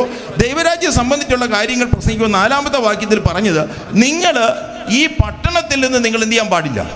വാങ്ങിപ്പോകാൻ പാടില്ല. അതാണ് നമ്മുടെ ഇന്നത്തെ പ്രസംഗത്തിന് ഇവിടുന്ന് നിയോഗിക്കപ്പെട്ടിരിക്കുന്ന വിഷയം. ഈ പട്ടണത്തിൽ നിന്ന് നിങ്ങൾ വാങ്ങിപ്പോകാൻ പാടില്ല. കാരണം എന്താണ്? ഞാൻ നിങ്ങൾക്ക് നൽകാമെന്ന് പറഞ്ഞതായ, പിതാവിൽ നിന്ന് നിങ്ങൾക്ക് നൽകാമെന്ന് പറഞ്ഞതായ വാഗ്ദത്തം നിങ്ങൾ പ്രാപിച്ചതിന് ശേഷം മാത്രമേ നിങ്ങൾ എന്ത് ചെയ്യാവുള്ളൂ? ഈ പഞ്ചായത്തിൽ നിന്ന്, ഈ പ്രദേശത്ത് നിന്ന്, യെരുസലേമിൽ നിന്ന് നിങ്ങൾ എന്ത് ചെയ്യാവുള്ളൂ? വാങ്ങിപ്പോകണം. അതെന്താണ് വാഗ്ദത്തം? ഇവിടെ 4-ാമത്തെ വാക്യം വായിച്ചു. പിതാവിന്റെ വാഗ്ദത്തത്തിനായി നിങ്ങൾ എന്ത് ചെയ്യണം? കാത്തിരിക്കണം എന്നുള്ളതാണ്. അവർ അതിനുവേണ്ടി കാത്തിരുന്നു. ആ കാത്തിരിപ്പിന് ശേഷം മാത്രമേ അവർക്ക് പോകാൻ സാധിക്കുകയുള്ളൂ. എന്നാൽ അവരെ സംബന്ധിച്ച് പറഞ്ഞാൽ നമ്മൾ മറ്റ് ഭാഗങ്ങൾ അല്ലെങ്കിൽ മത്തായിയുടെ സുവിശേഷമൊക്കെ എടുത്ത് വായിക്കുമ്പോൾ തൻ്റെ ശിഷ്യന്മാർക്ക് പരിശീലനം കൊടുക്കുന്നതായ സമയത്ത് കർത്താവായ യേശു ക്രിസ്തു അവരോട് പറഞ്ഞു കൊടുത്തത്, നിങ്ങൾ എന്ത് ചെയ്യണം? ജാതികളുടെ അടുക്കൽ പോകാതെയും ശമരിയിൽ കടക്കാതെയും പിന്നെന്ത് ചെയ്യണം? നിങ്ങൾ എന്ത് ചെയ്യണം? ഇസ്രായേലിൽ കാണാതെ പോയ ആളുകളുടെ അരിക്കൽ മാത്രമേ എന്ത് ചെയ്യാത്ത നിങ്ങൾ പോകാൻ പാടുള്ളൂ എന്ന് പറഞ്ഞിരിക്കുക. അപ്പോൾ ആ സമയത്ത് ഈ പരിശുദ്ധാത്മാവിനെ പ്രാപിക്കാത്തതായ ഈ ശിഷ്യന്മാർ അവരോട് പറഞ്ഞിരിക്കുന്നത്, നിങ്ങൾ ഈ സമയത്ത് എവിടെ പോകാൻ പാടില്ല? ജാതികളുടെ അടുക്കൽ പോകാതെ ശമരിയരുടെ പട്ടണത്തിൽ കടക്കാതെ ഇസ്രായേലിൽ കാണാതെ പോയ ആൾക്കാരുടെ അരിക്കൽ മാത്രമേ എന്ത് ചെയ്യാൻ പറ്റുള്ളൂ? പോകാൻ സാധിക്കുകയുള്ളൂ. അതിനുശേഷം വലിയൊരു ശുശ്രൂഷ വെളിപ്പെട്ട് വരികയാണ് ചെയ്യുന്നത്. നിങ്ങൾ എന്ത് ചെയ്യണം? ഞാൻ നൽകാമെന്ന് പറഞ്ഞിരിക്കുന്ന, ഉയരത്തിൽ നൽകാമെന്ന് പറഞ്ഞിരിക്കുന്ന വാഗ്ദത്തത്തിനായിട്ട് നിങ്ങൾ എന്ത് ചെയ്യണം? കാത്തിരിക്കണം എന്നുള്ളതാണ്. അങ്ങനെ കാത്തിരുന്നാലുള്ള പ്രയോജനം എന്താണെന്ന് പ്രവൃത്തികളുടെ പുസ്തകം 1-ാം അധ്യായം 8-ാമത്തെ വാക്യം. എന്നാൽ പരിശുദ്ധാത്മാവ് നിങ്ങളുടെ മേൽ വരുമ്പോൾ നിങ്ങൾ ശക്തി ലഭിച്ചിട്ട് യെരൂശലേമിലും യഹൂദയിൽ എല്ലായിടത്തും ശമരിയിലും ഭൂമിയുടെ അറ്റത്തോളവും എന്റെ സാക്ഷികളാകും എന്ന് പറഞ്ഞു. ആമേൻ.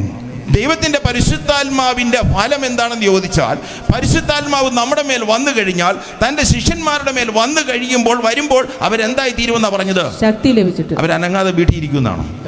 അവരെന്തെന്ന് കേട്ട കാര്യങ്ങളൊക്കെ മനസ്സിലാക്കി വെച്ചിട്ട് അവരേതെങ്കിലും ഒരു സ്ഥലത്ത് അവരുടെ ജീവകാര്യങ്ങളും ജീവനകാര്യങ്ങളും ഒക്കെ ചിന്തിച്ചുകൊണ്ട് അവരെവിടെ ഇരിക്കുമെന്നാണ് പറഞ്ഞത്. അല്ല, അവർ ശക്തി ലഭിച്ചു കഴിഞ്ഞാൽ എന്ത് ചെയ്യുന്നു? നിങ്ങൾ ആരുടെ സാക്ഷികളാകും? ഇന്ന് നമ്മൾ ആരുടെ സാക്ഷികളാ? കർത്താവ് യേശുവിന്റെ സാക്ഷികളായിട്ടുള്ളവരെന്ന് കരങ്ങൾ ഉയർത്തിയാട്ടെ.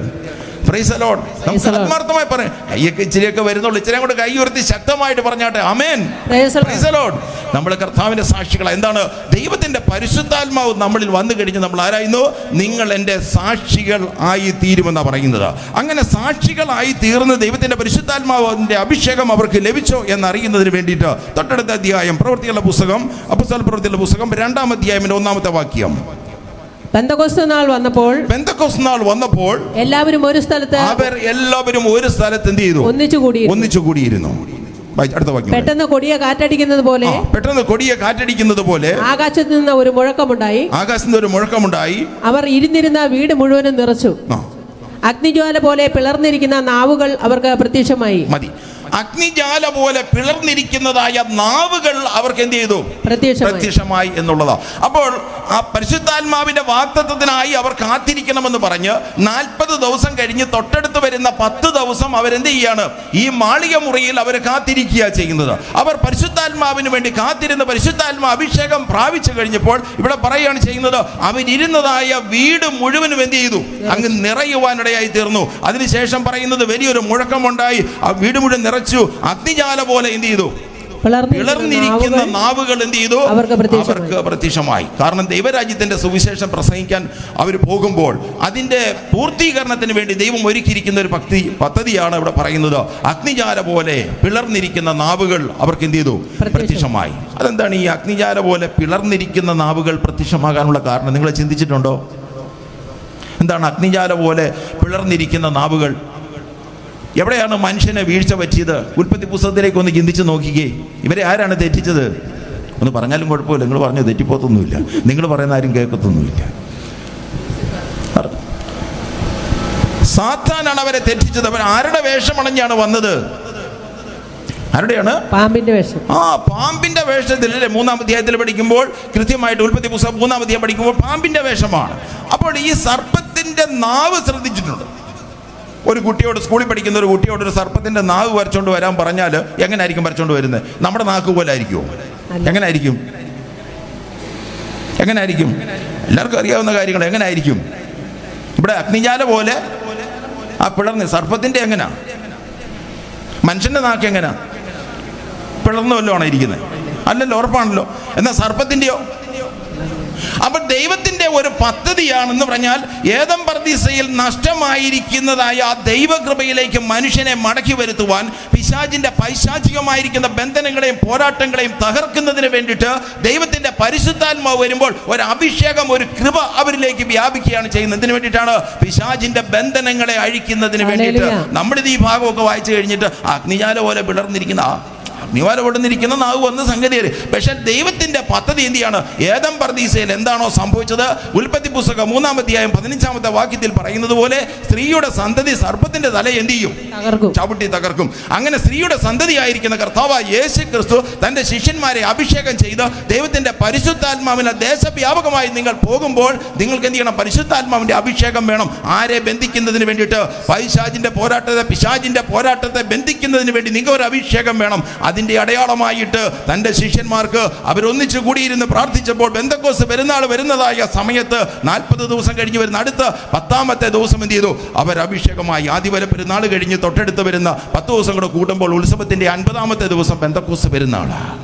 ആ പെന്തക്കോസ്ത് പെരുന്നാളിൽ ഇവർ അഭിഷേകം പ്രാപിച്ച് ആത്മീയ അഭിഷേകം പ്രാപിക്കാനിടയായി തീർന്നു. ആത്മീയ അഭിഷേകം പ്രാപിച്ചതായ തൻ്റെ ശിഷ്യന്മാർ ആദ്യം ചെയ്ത ശുശ്രൂഷ, പരിശുദ്ധാത്മാവ് ലഭിച്ചു കഴിഞ്ഞാൽ അവർ ആദ്യം ചെയ്ത ശുശ്രൂഷ എന്നാണെന്നറിയോ? അവരുടെ കൂട്ടത്തിൽ നിന്ന് ഒരാൾ എന്ത് ചെയ്തു? വീണുപോയി. ആ വീണുപോയ ലീവ് വേക്കൻസി അതിന് പകരം എന്ത് ചെയ്യണം? ഒരാളെ നിറയ്ക്കണം. അത് വേണ്ട, ഞങ്ങൾ ഈ 11 പേര് മതി, ഞങ്ങളൊന്ന് നോക്കട്ടെ എന്ന്. അങ്ങനെയാണോ? അഭിഷേകം കിട്ടിക്കഴിഞ്ഞാൽ ഞങ്ങൾക്ക് മാത്രം മതി, വേറെ ആർക്കും? അവർ പറഞ്ഞ് അവർ കൂടിയിരുന്ന് ആലോചിച്ചിട്ട് ചീട്ടിട്ട് അവർ മറ്റൊരാളെ തെരഞ്ഞെടുത്തു. ഇതേ കൃപയിലേക്ക് വരുന്നതിന് വേണ്ടിയിട്ട് ഒരു മത്യാസിനെ എന്ത് ചെയ്തു? തെരഞ്ഞെടുത്തു. സ്വർഗം അതിനു വേണ്ടി ഒരുക്കി. അങ്ങനെ 12 പേര് ദൈവത്തിന്റെ പദ്ധതി പ്രകാരം, ഒരുവൻ വീണുപോയെങ്കിലും 12 പേര് ചേർന്നുകൊണ്ട് ദൈവരാജ്യത്തിന്റെ ശുശ്രൂഷയ്ക്ക് വേണ്ടി അവർ മുന്നോട്ട് പോവുകയാണ്. അതിനുശേഷം പത്രോസിന്റെ 3-ാം അധ്യായം, നമ്മുടെ 3-ാമത്തെ അധ്യായത്തിലേക്ക് കടന്നു വരുമ്പോൾ, യെരുസലേം ദേവാലയത്തിലേക്ക് കടന്നു പോകുമ്പോൾ സുന്ദരം എന്ന് പറയുന്ന ദേവാലയ ഗോപുരത്തെങ്കിൽ ഒരു മനുഷ്യനെ കൊണ്ട് ഇരുത്തുന്നുണ്ടായിരുന്നു. ആ മനുഷ്യന്റെ പ്രത്യേകത എന്താണ്? 3-4 പേര് പിടിച്ചാ കൊണ്ട് അവിടെ ഇരുത്തുന്നേ. ജന്മന മുടന്തനായ ഒരു മനുഷ്യനെ അവിടെ കൊണ്ട് ഇരുത്തുന്നുണ്ടായിരുന്നു. ആ മനുഷ്യൻ എന്ത് ചെയ്തു? അപ്പോസ്തലന്മാര്, പത്രോസും മറ്റ് ശിഷ്യന്മാരും ദൈവത്തിന്റെ ആലയത്തിലേക്ക് പോകുന്നതായ സമയത്ത് ഇവര് ശ്രദ്ധിച്ചോണം, ഇവര് ഇച്ചിരി അഭിഷേകം പ്രാപിച്ചവരാ, പണ്ട് പോയവരല്ല. പണ്ട് ഇവര് മർക്കോസിന്റെ സുവിശേഷം 9-ാം അധ്യായം പഠിക്കുമ്പോൾ, പല ഭാഗങ്ങളുണ്ട്, 9-ാം അധ്യായം പഠിക്കുമ്പോൾ ഒരച്ചായനൊരു ഊമനായ കൊച്ചിനെ കൊണ്ട് ഇവരായിരിക്കും വന്നതാ. അറിയോ? ഇവരാകുന്ന മാറി എന്ന് പ്രാർത്ഥിച്ച് നാട്ടുകാർ കൂടി ബഹളം വെച്ച് മറ്റേ ശിഷ്യന്മാരുമായിട്ട് മലയിൽ നിന്ന് ഇറങ്ങി വരുന്ന സമയത്ത് വരെ നാട്ടുകാർ കൂടി ബഹളം ഉണ്ടാക്കിയതല്ലാതെ പിന്നെ യേശു വരുന്നോടം വരെ ഇവർക്ക് എന്ത് ചെയ്യാൻ പറ്റില്ല. സാർ, എങ്ങനല്ലേ? അവര് പനി മാറ്റാൻ നോക്കി, അവര് രോഗം മാറ്റാൻ നോക്കി, ഭൂതത്തെ വിടാൻ നോക്കി, മണൽ വാരി വെച്ച് പ്രാർത്ഥിച്ച് അപ്പം ഉണ്ടാക്കാൻ നോക്കി. എല്ലാം നടക്കൂ? എന്ത് വന്നാലേ നടക്കുകയുള്ളൂ. ദൈവത്തിന്റെ പദ്ധതിയിലേക്ക്, ആ ലൈനിലേക്കൊന്ന് വന്നാൽ മാത്രമേ നടക്കുള്ളൂ. അത് ദൈവത്തിന്റെ പദ്ധതിയാണ്. അങ്ങനെ നടക്കാതിരുന്നതായ ആൾക്കാർ എന്ത് ചെയ്തു? പരിശുദ്ധാത്മ അഭിഷേകം പ്രാപിച്ചു കഴിയുമ്പോൾ യെരുസലേം ആലയത്തിലേക്ക്, ദൈവത്തിന്റെ ആലയത്തിലേക്ക് പോകുന്നതായ സമയത്ത് മുടന്തനായിരിക്കുന്ന ഒരു മനുഷ്യൻ അവിടെ ഇരുന്ന്, ഞങ്ങൾക്ക് എന്ത് ചെയ്യണം? സൗഖ്യം തരണമെന്നൊന്നും പുള്ളി പറഞ്ഞില്ല. കാരണം ഇവര് കഴിഞ്ഞ ആഴ്ച പ്രാർത്ഥിച്ചിട്ട് എന്ത് ചെയ്തിട്ടില്ല, പിന്നെ ഇവരോട് സൗഖ്യം ചോദിച്ചില്ല. പിന്നെ കിട്ടാൻ വകുപ്പുള്ളത് എന്താ? അവർ നടപ്പൊക്കെ കണ്ടു കഴിഞ്ഞാൽ ഇച്ചിരി കാശൊക്കെ ഉള്ളത്. അപ്പോൾ വെള്ളിയും പൊന്നും എന്തെങ്കിലും തരണമെന്ന് പറഞ്ഞു.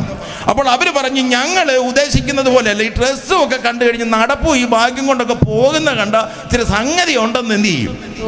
ഈ ആൾക്കാർ നാട് മുഴുവൻ തെറ്റിദ്ധരിച്ചിരിക്കുക, മുഴുവൻ പ്രശ്നങ്ങളാണ്. പക്ഷേ ആ ആൾക്കാർക്ക് അറിയത്തില്ല, ഒരു വെള്ള ഷർട്ടേ ഉള്ളൂ, ഇത് ഉജാലം മുക്കി പിന്നെയും കഴുകി തേച്ചോണ്ട് നടക്കുന്നതെന്നുള്ളവർ നാട്ടുകാർക്ക് ചിലപ്പോൾ എന്ത് ചെയ്തില്ല. ഇതാ അധികം വേണ്ടല്ലോ, ഒരു കറുത്ത പാൻറ്റ് ഒരു വെള്ള ഷർട്ടും ഒക്കെ ഉണ്ടെങ്കിൽ, 1-2 ഷർട്ട് ഉണ്ടെങ്കിൽ അത് മതി. കളർ മാറി മാറിയിട്ട് ആകെപ്പാടെ എന്ത് ചെയ്യും? കുഴഞ്ഞു പോകും. അപ്പോൾ എന്ത് ചെയ്തു? ഈ ശുശ്രൂഷയിലേക്ക്, ഇവരിലേക്ക് കടന്നു പോകുന്നതായ ആ സാഹചര്യത്തിൽ ആ പ്രതിസന്ധിയെ അഭിമുഖീകരിക്കുന്നതിന് വേണ്ടിയിട്ട് പത്രോസ് അല്ലെങ്കിൽ ശിഷ്യന്മാർ ആലയത്തിലേക്ക് പോകുന്നതായ സമയത്ത് വെള്ളിയും പൊന്നും ചോദിച്ചപ്പോൾ അവർ പറഞ്ഞു, ഈ കാഴ്ച പോലെ ഞങ്ങളുടെ എന്തില്ല, വെള്ളിയും പൊന്നും ഇല്ല, ഒന്നുമില്ല. പക്ഷെ ഞങ്ങൾക്കൊരു കാര്യമുണ്ട്, അത് അതാണ് ഈ നിരണം പ്രദേശത്ത് 2-ാമത്തെ വർഷം ഈ കൺവെൻഷൻ ഇത് വെച്ചതിൻ്റെ പ്രധാനപ്പെട്ട കാരണം എന്താണെന്നറിയോ? ഇവിടെ കൊടുക്കുന്നത് വെള്ളിയും പൊന്നും അല്ല, ഇവിടെ ഒരു സൗഖ്യമുണ്ട്, ഇവിടെ ഒരു ദൈവരാജ്യത്തിൻ്റെ ശുശ്രൂഷ ഇവിടെ ഉണ്ടെന്ന് ആര് മനസ്സിലാക്കണം? ഈ ദേശനിവാസികൾ മുഴുവനും മനസ്സിലാക്കണം. ഈ ഓൺലൈൻ മീഡിയയിലൂടെ ഈ ശുശ്രൂഷകൾ കടന്നു ചെല്ലുന്ന പ്രദേശങ്ങളിലോ നിരണത്തിന്റെ പ്രദേശത്ത് പിതാക്കന്മാർ കണ്ടതായി വലിയൊരു ആത്മീയ ശുശ്രൂഷ കഴിഞ്ഞ നാടുകളിൽ വെളിപ്പെട്ടിട്ടില്ല എങ്കിൽ ദൈവകൽപ്പന യേശുവിലുള്ള വിശ്വാസം കാത്തുകൊള്ളുന്ന ആത്മീയ ശുശ്രൂഷയുടെ മുഖത്ത് വലിയൊരു കൂട്ടായ്മ ഉണ്ടാകണമെന്നുള്ള ആരുടെ പദ്ധതിയാണ്? ദൈവത്തിന്റെ. ആമേൻ. Praise the lord. സന്തോഷത്തോടെ കരങ്ങളെ ഉയർത്തിയാട്ടെ. Praise the lord. Praise the lord. Amen. സ്തോത്രം. അവരെന്ത് ചെയ്തു? വെള്ളിയും പൊന്നും ഞങ്ങൾക്ക് തരാനില്ല, നിങ്ങൾക്ക് സൗഖ്യമാക്കുവാൻ നിനക്ക് ആവശ്യമുള്ളത് ഞങ്ങൾ തരാമെന്ന് പറഞ്ഞു. സൗഖ്യം കൊടുത്ത് ഈ നസ്രാന യേശുവിൻ്റെ നാമത്തിൽ, ആമേൻ, നസ്രാന യേശുവിൻ്റെ നാമത്തിൽ നീ സൗഖ്യമാകുക എന്ന് പറഞ്ഞു. അവർ ഒറ്റ വാക്കേ പറഞ്ഞുള്ളൂ. നമ്മളായിരുന്നെങ്കിൽ ഒരു ഉപവാസ പ്രാർത്ഥനയൊക്കെ വെച്ച് ഒരു 2 ദിവസം എന്ത് ചെയ്യണം? നീളണമെന്ന് 2 ദിവസം എടുക്കണം. നമ്മൾ ഇവരതൊന്നും പറഞ്ഞില്ല. പരിശുദ്ധാത്മാവ് കിട്ടിയാൽ ആ സമയത്താണ്, കൃപ ലഭിച്ചവർ പ്രാർത്ഥിച്ചു കഴിഞ്ഞാൽ ആ സമയത്ത് തന്നെ വിടുതല. ആ സമയത്ത് തന്നെ. അതിന് വേണ്ടിയിട്ട് 2 ദിവസമൊന്നും വേണ്ട, 2 ദിവസം ഇരുന്ന് പ്രാർത്ഥിക്കരുതെന്നല്ല ഞാൻ പറഞ്ഞതിൻ്റെ അർത്ഥം. പക്ഷേ അവർ പറഞ്ഞു, ഈ നിമിഷം തന്നെ നീ എന്ത് ചെയ്യണം? യേശുവിൻ്റെ നാമത്തിൽ, നസ്രായ യേശുവിൻ്റെ നാമത്തിൽ സൗഖ്യമാകുക. അവൻ്റെ നരയാണികൾ ഉറയ്ക്കാൻ തുടങ്ങി. തളർവാദൻ ജന്മനാവൻ തളർന്നിരുന്നവൻ, മുടന്തനായിരിക്കുന്നവൻ എഴുന്നേറ്റ് നിൽക്കാൻ തുടങ്ങി. അവൻ്റെ നോട്ടം വീട്ടിലേക്ക് പോയിട്ട് റബ്ബർ എസ്റ്റേറ്റോ ഏലത്തോട്ടമോ നോക്കാമെന്നല്ല. എന്ത് ചെയ്തു? ഇവരോട് കൂടെ എങ്ങോട്ട് പോയി? ഇതാണ് ഇന്നത്തെ നമ്മുടെ കാര്യമല്ല, ഈ നാട്ടിലുള്ള നമ്മുടെ ദേശനിവാസികളുടെ കുഴപ്പമെന്ന് പറയുന്നത് ഭൗതികമായിരിക്കുന്നതിലേക്ക് ഓടാൻ തുടങ്ങും. ഇയാൾ എന്ത് ചെയ്തു? അവരുടെ കൂടെ എങ്ങോട്ടേക്ക് ഓടി? ദൈവാലയത്തിലേക്ക് പോയി. തുള്ളിയും ചാടിയും സന്തോഷകരമായിട്ട് അതാ പരിശുദ്ധാത്മാവിന്റെ 1-ാം നൂറ്റാണ്ടിലെ പ്രവർത്തനം എന്ന് പറയുന്നത്. കഴിഞ്ഞ നാളുകളിൽ അങ്ങനെ ഒരു അത്ഭുതം നടന്നിട്ടില്ല എങ്കിൽ തന്റെ ശിഷ്യന്മാർക്ക് ലഭിച്ച അഭിഷേകത്താൽ തനിക്ക് തങ്ങൾക്ക് ലഭിച്ചതായ കൃപയാൽ എന്ത് ചെയ്തു? അവർ മുന്നേറാൻ തുടങ്ങി. അവരെന്ത് ചെയ്തു? മുടന്തനായ മനുഷ്യന് സൗഖ്യം കൊടുത്തു. പിന്നെ അവരൊരു യോഗം അങ്ങ് സംഘടിപ്പിച്ചു. പന്തലും കെട്ടിയില്ല, ലൈറ്റും ഇല്ല, മൈക്കും ഇല്ല. പത്രോസ് എഴുന്നേറ്റിരുന്ന ഒരൊറ്റ പ്രസംഗം. എത്ര പേര് സ്നാനപ്പെട്ടു? 3000. പണ്ടിതുപോലെ ഒരു സ്ഥലത്ത് പ്രസംഗിച്ചപ്പം പത്രോസിന്റെ ഒറ്റ പ്രസംഗത്തിൽ എത്ര പേര് സ്നാനപ്പെട്ടെന്ന് ചോദിച്ചപ്പോൾ ആരും മിണ്ടുന്നില്ല. എല്ലാവരും മിണ്ടാതിരിക്കും, തെറ്റിപ്പോകുന്നുള്ള പേടിയുണ്ടാ. അപ്പം ചുമ്മാ ഇങ്ങനെ കൈകൊണ്ട് കാണിച്ചപ്പോൾ ഒരാൾ വിളിച്ചു പറഞ്ഞു 3 രണ്ടൊന്ന് പൂജ വിടാൻ വിട്ടുപോയെന്നുള്ളൂ. ഏതായാലും ദൈവത്തിന് സ്തോത്രം.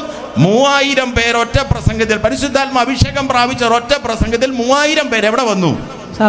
സഭയിൽ. ഇന്ന് 3000 പ്രസംഗം പ്രസംഗിച്ചാലും എന്ത് ചെയ്തില്ല, അതെന്തോ കുഴപ്പമുണ്ട്. അത് നമ്മൾ കണ്ടുപിടിക്കണം. അത് നമ്മൾ എല്ലാവരും കൂടി ഇരുന്ന് ആലോചിച്ച് ചിലപ്പോൾ അത് പിടി കിട്ടുമായിരിക്കും. അത് ഈ കൺവെൻഷൻ യോഗത്തിന്റെ അവസാന ദിവസങ്ങളിലേക്ക് വരുമ്പോൾ അതങ്ങോട്ട് വെളിപ്പെട്ട് വരട്ടെ. വെളിപ്പെട്ട് വന്നു കഴിഞ്ഞാൽ ഇടുക്കിയിലേക്ക് ഇവിടുത്തെ വാർത്തകളൊക്കെ എന്ത് ചെയ്യണം? അങ്ങ് അറിയിച്ചാൽ മതി. അങ്ങനെ 3000 പേരെന്ന് വിശ്വാസത്തിലേക്ക് കടന്നു വന്നു. വീണ്ടും എന്ത് ചെയ്തു? പ്രസംഗ പരമ്പരകൾ തുടർന്നുകൊണ്ടിരുന്നു. പിന്നെ പുരുഷാരം എന്ന് പറയുന്നത് 5000 മാറി. ഒരു 2000 കൂടെ തൊട്ടടുത്ത് എന്ത് ചെയ്തു? കൂടുവാനിടയായി. അന്ത്യകാലത്ത് ഒരു അഭിഷേകം വ്യാപരിക്കാൻ പോകുക. നിലത്തിന്റെ പ്രദേശത്ത് ലോകരാജ്യങ്ങളിലോ അന്ത്യകൃപ ദൂതുകൾ പ്രസംഗിക്കുന്ന എല്ലാ പ്രദേശങ്ങളിലും ആയിരക്കണക്കിന് ആൾക്കാർ ദൈവരാജ്യത്തിന്റെ സുവിശേഷം കേൾക്കും. ആയിരക്കണക്കിന് ആൾക്കാർ ദൈവരാജ്യത്തിന്റെ സുവിശേഷം കേട്ടുകൊണ്ട് സത്യവചനത്തിലെങ്കിലേക്ക് അവർ മടങ്ങി വരും എന്നുള്ളത് കാര്യമാണ്. ഇനി രണ്ടാമത്തെ കാര്യമായിട്ട് അപ്പോസ്തല പ്രവൃത്തികളുടെ പുസ്തകം നമ്മൾ വായിച്ചാൽ ഏതാണ്ട് 45-ലധികം പ്രാവശ്യം ദൈവത്തിൻ്റെ പരിശുദ്ധാത്മാവിനെ കുറിച്ച് പറയുന്നുണ്ട്. 45-ലധികം പ്രാവശ്യം.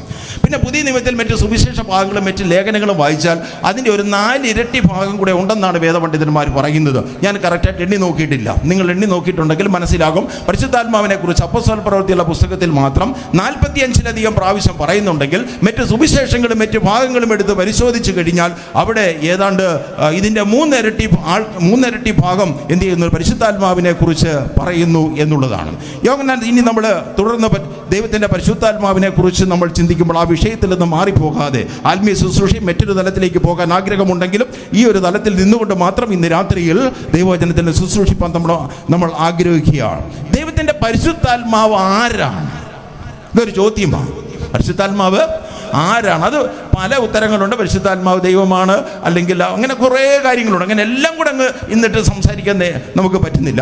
ദൈവത്തിൻ്റെ പരിശുദ്ധാത്മാവ് ആരാണെന്ന് മനസ്സിലാക്കണമെങ്കിൽ അതിനൊരു ചോദ്യം അല്ലെങ്കിൽ അതിന് മറുപടിയായിട്ട് ചിലർ പറയുന്നു അതൊരു ശക്തിയാണ്, ഇലക്ട്രിസിറ്റി പോലെയാണെന്നാണ് ചിലർ പറയുന്നത്.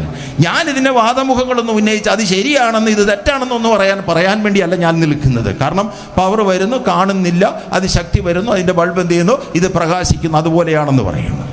അങ്ങനെയുള്ളതായ നിഗമനങ്ങളും പഠനങ്ങളും ഒക്കെ ഉണ്ട്. എന്നാൽ വിശുദ്ധ വേദപുസ്തകം പറയുമ്പോൾ ദൈവത്തിൻ്റെ പരിശുദ്ധാത്മാവിനൊരു വ്യക്തിത്വമുണ്ട് എന്ന് കൃത്യമായിട്ടും വേദപുസ്തകം പറയുന്നു. അങ്ങനെ പരിശുദ്ധാത്മാവിനൊരു വ്യക്തിത്വം ഉണ്ട് എന്ന് പഠിക്കണമെങ്കിൽ, ആ പേഴ്സണാലിറ്റി ഉണ്ട് എന്ന് പഠിക്കണമെന്നുണ്ടെങ്കിൽ ഇന്ന് രാത്രിയിൽ പഠിക്കേണ്ട മറ്റൊരു വസ്തുത ദൈവം ആരാണെന്ന് പഠിക്കണം. ദൈവത്തിൻ്റെ സ്വഭാവം പഠിക്കണം. ദൈവം എങ്ങനെയാണ് ഇരിക്കുന്നത്, ദൈവത്തിൻ്റെ രീതി അല്ലെങ്കിൽ ദൈവത്തിൻ്റെ പേഴ്സണാലിറ്റി അഥവാ വ്യക്തിത്വം എന്ന് പറയുന്നത് എന്താണെന്ന് നമ്മൾ മനസ്സിലാക്കണം. നമുക്കറിയാം യോഹന്നാന്റെ സുവിശേഷം 4-ാം അധ്യായം അതിൻ്റെ 24-ാമത്തെ വാക്യം വായിക്കുമ്പോഴെടുത്ത് വായിക്കണമെന്നില്ല, എല്ലാവർക്കും അറിയാവുന്നൊരു കാര്യമാണ്. 4-ാം അധ്യായത്തിൽ പ്രതിപാദിക്കുന്ന പ്രഥമ വിഷയം എന്ന് പറയുന്നത് സമരിയക്കാരി സ്ത്രീയുടെ മാനസാന്തരമാണ്. ഒരു സ്ത്രീയുടെ മാനസാന്തരത്തെക്കുറിച്ച് പറയുക. ആ സമരിയക്കാരി സ്ത്രീയുമായിട്ടുള്ള ആശയവിനിമയത്തിൽ, സംഭാഷണത്തിൽ എത്തിച്ചേർന്ന് ഏറ്റവും അവസാനം തൻ്റെ കൂടെ നിൽക്കുന്നത്, തൻ്റെ മുന്നിൽ നിൽക്കുന്നത് ഒരു പ്രവാചകനാണ്, സാക്ഷാൽ പ്രവാചകനാണെന്നും യഹൂദന്മാര് കാത്തിരുന്നതായ മെശിഹയാണെന്നും മനസ്സിലാക്കിയതായ ഈ സഹോദരി യേശുവുമായിട്ടുള്ള സംവാദത്തിൽ ഒരു കാര്യം പറഞ്ഞു. ഞങ്ങളുടെ പിതാക്കന്മാർ ഞങ്ങളോട് പറഞ്ഞത് യെറുസലേമിൽ പോയി ദൈവത്തെ ആരാധിക്കണമെന്നാണ് ഞങ്ങളുടെ പിതാക്കന്മാർ ഞങ്ങളെ പഠിപ്പിച്ചിരിക്കുന്നത്. തുടർന്ന് മുന്നോട്ട് വരുന്ന സമയത്ത് ആരാധന വിഷയമായിട്ട് കടന്നു വന്നു. അപ്പോൾ കർത്താവായ യേശു ക്രിസ്തു ആ സ്ത്രീയോടായിട്ട് പറയുന്ന ഒരു വാക്യമുണ്ട്. ഗലാത്യർക്ക് യോഹന്നാൻ സുവിശേഷം 4-ാം അധ്യായം 24-ാമത്തെ വാക്യത്തിൽ ആ സ്ത്രീയോട് പറയുന്നത്, നിങ്ങൾ ആ മലയിലും ഈ മലയിലൊന്നും അല്ല പോയി ആരാധിക്കേണ്ടത്. നമ്മുടെ വിഷയം എന്നത് പരിശുദ്ധാത്മാവ് ആരാണെന്ന് പറയുമ്പോൾ അതിന് വേണ്ടിയിട്ട് ദൈവം ആരാണെന്ന് മനസ്സിലാക്കി കഴിഞ്ഞാൽ പിന്നെ പരിശുദ്ധാത്മാവിനെ കുറിച്ച് അധികം നമ്മൾ പറയേണ്ടി വരത്തില്ല എന്നുള്ളതാണ്. അപ്പോൾ ആ സ്ത്രീയോട്, സമരിയക്കാരി സ്ത്രീയോട് കർത്താവായ യേശു ക്രിസ്തു പറഞ്ഞത് ആ മലയിലും ഈ മലയിലും അല്ല ദൈവത്തെ ആരാധിക്കേണ്ടത്. ദൈവം ആത്മാവാകുന്നു. ദൈവം ആത്മാവാകുന്നു. അവനെ ആരാധിക്കുന്നവർ എന്ത് ചെയ്യണം? സത്യത്തിലും ആത്മാവിലും ദൈവത്തെ ആരാധിക്കണമെന്ന് പറഞ്ഞു. അവനെ ആരാധിക്കുന്നവർ എന്ത് ചെയ്യണം? സത്യത്തിലും ആത്മാവിലും. അപ്പോൾ ഒരു ആത്മ സ്വഭാവം അല്ലെങ്കിൽ ദൈവത്തിന്റെ ആ പേഴ്സണാലിറ്റി എന്താണെന്ന് ചോദിച്ചാൽ അവിടെ നമുക്ക് കർത്താവായ യേശു ക്രിസ്തു നമുക്ക് വെളിപ്പെടുത്തി തന്നിരിക്കുന്ന ഒരു കാര്യമാണ്. എന്താണ്? ദൈവം ആത്മാവാകുന്നു. അവനെ ആരാധിക്കുന്നവർ എന്ത് ചെയ്യണം?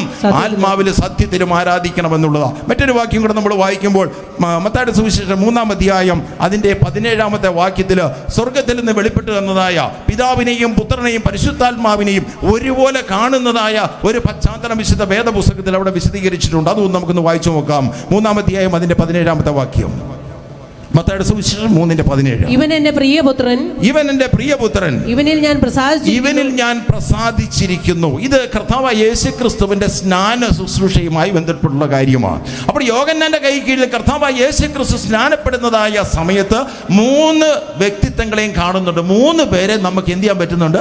ഒരുപോലെ കാണുവാൻ കഴിയുന്നുണ്ട്. കാരണം ഇവൻ എൻ്റെ പ്രിയപുത്രനാകുന്നു, ഇവനിൽ ഞാൻ സംപ്രീതനാകുന്നു എന്ന് വിളിച്ചു പറഞ്ഞ സ്വർഗത്തിൽ നിന്ന് ശബ്ദമാണ്. ആ സമയത്ത് കർത്താവായ യേശു ക്രിസ്തു തന്റെ ഏകജാതനായിരിക്കുന്ന പുത്രൻ യോഹന്നാന്റെ കൈ കീഴിൽ സ്നാനമേക്കുന്നതിന് വേണ്ടിയിട്ട് യോർദാൻ നദിയിൽ നിൽക്കുകയാണ് ചെയ്യുന്നത്. ആ സമയത്ത് ഇന്നത്തെ പ്രസംഗ വിഷയം പരിശുദ്ധാത്മാവാണ്. എവിടെ പരിശുദ്ധാത്മാവ്? പരിശുദ്ധാത്മാവ് എന്ത് ചെയ്തു? പ്രാവിന്റെ രൂപത്തിൽ എന്ത് ചെയ്തു? ഇറങ്ങി വരുവാനിടയായി തീർന്നു. പരിശുദ്ധാത്മാവ് പ്രാവിന്റെ രൂപത്തിൽ എന്ത് ചെയ്തു? ഇറങ്ങി വരുന്നു. അപ്പോൾ പിതാവിനെയും പുത്രനെയും പരിശുദ്ധാത്മാവിനെയും നമ്മൾ ഒരു ശുശ്രൂഷയിൽ, ഒരു സ്നാന ശുശ്രൂഷയുടെ സമയത്ത് ഒരുപോലെ നമുക്ക് കാണുവാൻ കഴിയുന്നുണ്ട്. അതുകൊണ്ട് 3 വ്യക്തിത്വങ്ങളുടെ ഉടമസ്ഥ അവകാശം അല്ലെങ്കിൽ ആ ഉടമസ്ഥത കർത്താവിന്റെ വചനത്തിലൂടെ വിശദീകരിക്കുന്ന കാണുവാൻ കഴിയുന്നുണ്ട്. തിരുവചനത്തിൽ ലേഖനങ്ങൾ അപ്പോസ്തലന്മാർ എഴുതിയ ലേഖനങ്ങൾ നമ്മൾ വായിച്ചു കഴിയുമ്പോൾ അവർ ആശീർവാദം പറയുന്നത് പിതാവായ ദൈവത്തിന്റെയും പുത്രനായ യേശു ക്രിസ്തുവിന്റെയും ദൈവത്തിന്റെ പരിശുദ്ധാത്മാവിന്റെ നാമത്തിൽ 3 പേരുടെയും നാമം പറഞ്ഞുകൊണ്ടാണ് എന്ത് ചെയ്തിരിക്കുന്നത്? ആശീർവാദം അല്ലെങ്കിൽ ശുശ്രൂഷകൾ അവസാനിപ്പിക്കുന്നത്. കാരണം അവർക്ക് ആത്മാവിൽ ദൈവരാജ്യത്തിന്റെ ശുശ്രൂഷ വെളിപ്പെട്ടപ്പോൾ ദൈവം ആരാണെന്നും പുത്രനാരാണെന്നും ദൈവത്തിന്റെ പരിശുദ്ധാത്മാവ് ആരാണെന്നുമുള്ള വ്യക്തതയും ബോധ്യവും അവർക്ക് കിട്ടിയത് കൊണ്ടാണ് അങ്ങനെ ചെയ്യുവാനിടയായി തീർന്നെന്ന് കാണുകയാണ് ചെയ്യുന്നത്. ഇനി നമുക്ക് മറ്റൊരു വാക്യം കൂടെ വായിക്കാം. പുറപ്പാട് പുസ്തകത്തിലേക്ക് കടന്നു വരാം. 13-ാം അധ്യായം, പുറപ്പാട് പുസ്തകം 13-ാം അധ്യായം അതിന്റെ 3-ാമത്തെ വാക്യം വായിച്ചാട്ടെ. നമ്മളിത് ദൈവത്തിന്റെ ആ വ്യക്തിത്വത്തെക്കുറിച്ചൊന്ന് മനസ്സിലാക്കാൻ വേണ്ടി 1-2 വാക്യങ്ങൾ വായിക്കുന്നു എന്നുള്ളതേ ഉള്ളൂ. പുറപ്പാട് പുസ്തകം 13-ാം അധ്യായം അതിന്റെ 3-ാമത്തെ വാക്യം. മറ്റൊരാൾ പുറപ്പാട് പുസ്തകം 20-ാം അധ്യായം 22-ാമത്തെ വാക്യം കൂടെ. പുറപ്പാട് 13-3. അപ്പോൾ മോശ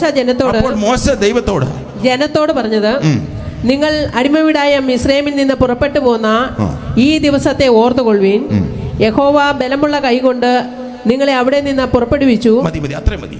യഹോവയായ ദൈവം ബലമുള്ള കൈ കൊണ്ട് അവിടുന്ന് എന്ത് ചെയ്തു? അതാണ് നമ്മുടെ വേദപുസ്തകത്തിൽ വായിക്കുന്നത്. അപ്പോൾ ഇവിടെ മോശയോട് ചോദിക്കാം, ആ ബലമുള്ള കൈ കൊണ്ട് വിടുവിച്ച കൈ കണ്ടായിരുന്നോ എന്ന് ചോദിച്ചാൽ എന്നാ ചെയ്യും? ദൈവത്തിൻ്റെ പേഴ്സണാലിറ്റിയാണ് നമ്മൾ പറയുന്നേ. പരിശുദ്ധാത്മാവിനെ കുറിച്ച് പഠിക്കാൻ പോവുക. നമ്മൾ പഠിച്ച സമരിയാക്കാരി സ്ത്രീയുടെ ഒരിക്കൽ കർത്താവായ യേശുക്രിസ്തു ദൈവം ആത്മാവാകുന്നു, അവനെ ആരാധിക്കുന്നവർ എന്ത് ചെയ്യണം? ആത്മാവിലും സത്യത്തിലും ദൈവത്തെ ആരാധിക്കണമെന്ന് പഠിപ്പിച്ചു. അവിടെ കാണുന്നത് മോശയോട് യഹോവയായ ദൈവം അരുളി ചെയ്ത കാര്യം, യഹോവയുടെ ബലമുള്ള കൈ കൊണ്ട് ഞാൻ എന്ത് ചെയ്തു? അവരെ വിടുവിച്ചു എന്ന് ആരോട് പറയണം? അപ്പോൾ ദൈവത്തിന്റെ ഭുജം അല്ലെങ്കിൽ കൈ കൊണ്ട് പറയുന്നുണ്ട്. പക്ഷെ മോശ ഇതൊന്നും കണ്ടില്ല. ഇതൊരു ആത്മീയ വെളിപ്പാടുകളാണ്, ആത്മീയ സത്യമാണ്. ആ സത്യം മനസ്സിലാക്കണമെങ്കിൽ, ആ വ്യക്തിത്വം മനസ്സിലാക്കണമെങ്കിൽ ദൈവത്തിന്റെ ആത്മസ്വഭാവത്തെക്കുറിച്ച് മനസ്സിലാക്കിയാൽ, കർത്താവായ യേശുവിന്റെ ആത്മസ്വഭാവത്തെക്കുറിച്ച് മനസ്സിലാക്കിയാൽ, ദൈവത്തിന്റെ പരിശുദ്ധാത്മാവിന്റെ ആത്മസ്വഭാവത്തെക്കുറിച്ച് മനസ്സിലാക്കിയാൽ മാത്രമേ നമുക്കത് മനസ്സിലാകുകയുള്ളൂ. പുറപ്പാട് പുസ്തകം 20-ാം അധ്യായം 22-ാമത്തെ വാക്യം. പുറപ്പാട് പുസ്തകം 20-ാം അധ്യായം സെവൻത് അഡ്വെന്റിസ്റ്റുകാരെ കുറിച്ച് വളരെ പ്രധാന വാക്യം. എന്താണ് പുറപ്പാട് പുസ്തകം 20-ാം അധ്യായത്തിൽ പ്രഖ്യാപിക്കുന്നത്? ദൈവത്തിന്റെ കാര്യങ്ങൾ. അപ്പോൾ ദൈവത്തിന് കൈ ഉണ്ട്, കണ്ടോ? അപ്പോൾ ഇവിടെ കൈ ഉണ്ട്. ദൈവത്തിന് കൈ ഉണ്ട് എന്ന് ചോദിച്ചാൽ അത് പിന്നെ ആകപ്പാടെ പ്രശ്നമാവും. അപ്പോൾ എന്ത് ചെയ്യണം? ആ പേഴ്സണാലിറ്റിയെ കുറിച്ച് അവിടെ വെളിപ്പെടുത്തുക ചെയ്യുന്നത്. എന്താണ് പറയുന്നത്? 22-ാമത്തെ വാക്യം. കൽപ്പന എഴുതി കൊടുത്താൽ അത് നിൽക്കട്ടെ, അത് വായിക്കാം. യഹോവ മോശയോട് കൽപ്പിച്ചത്, നീ ഇസ്രായേൽ മക്കളോട് ഇപ്രകാരം പറയണം, ഞാൻ സ്വർഗത്തിൽ നിന്ന് നിങ്ങളോട് സംസാരിച്ചത് നിങ്ങൾ കണ്ടിരിക്കുന്നുവല്ലോ. ഞാൻ സ്വർഗത്തിൽ നിന്ന് നിങ്ങളോട് സംസാരിച്ചിരിക്കുന്നത് നിങ്ങൾ എന്ത് ചെയ്യുന്നു? കണ്ടിരിക്കുന്നല്ലോ. അപ്പോൾ ദൈവത്തിന്റെ വെളിപ്പാടുകൾ ഭക്തന്മാരായിരിക്കുന്ന അല്ലെങ്കിൽ മോശ മുതലായുള്ള പ്രവാചകന്മാർക്ക് എന്ത് ചെയ്തു? ദൈവം സംസാരിച്ചു, ദൈവം അവരോട് സംസാരിച്ചു. അത് അവർക്ക് എന്ത് ചെയ്തു? കേൾക്കുവാൻ കഴിഞ്ഞു എന്നുള്ളതാണ് ഈ വിശുദ്ധ വേദം അല്ലെങ്കിൽ ഈ വചനത്തിലൂടെ അന്തർലീനമായിരിക്കുന്ന കാര്യം. അവർക്കത് കേൾക്കുവാൻ കഴിഞ്ഞു എന്നുള്ളതാണ്. അപ്പോൾ ദൈവത്തിന്റെ പേഴ്സണാലിറ്റി നാം മനസ്സിലാക്കുന്നതിന് വേണ്ടിയിട്ട് ദൈവത്തിൻ്റെ പ്രവർത്തന രീതികൾ, അത് ആക്ടിങ് എന്ന് പറയാം, അല്ലെങ്കിൽ ദൈവത്തിൻ്റെ ചിന്തകൾ, അല്ലെങ്കിൽ തിങ്കിങ് എന്ന് പറയാം, ദൈവത്തിൻ്റെ ഫീലിംഗ് എന്ന് പറയുന്നത്, ആ രീതികളിലൊക്കെയാണ് എന്ത് ചെയ്തിരിക്കുന്നത് ദൈവത്തിൻ്റെ സ്വഭാവം, അല്ലെങ്കിൽ ദൈവം ആരാണെന്ന് നമ്മൾ മനസ്സിലാക്കേണ്ടത്. അങ്ങനെ ദൈവം ആരാണെന്ന് മനസ്സിലാക്കുമ്പോൾ ദൈവത്തിൻ്റെ ആ കുടുംബത്തിലുള്ള ദൈവത്തിൻ്റെ പരിശുദ്ധാത്മാവിനെ കുറിച്ച് നമുക്ക് മനസ്സിലാക്കുവാൻ വളരെ എളുപ്പമുണ്ട്. അപ്പോൾ ദൈവ സ്വഭാവത്തിലും പ്രവൃത്തിയിലും ഈ രീതികളിലാണ് എന്ത് ചെയ്തിരിക്കുന്നത് ദൈവം തൻ്റെ പ്രവാചകന്മാർക്ക് വെളിപ്പെടുത്തി കൊടുത്തിരിക്കുന്നത് എന്നുള്ള യാഥാർത്ഥ്യം നമ്മൾ ഒരിക്കലും മറന്നു പോകരുത്.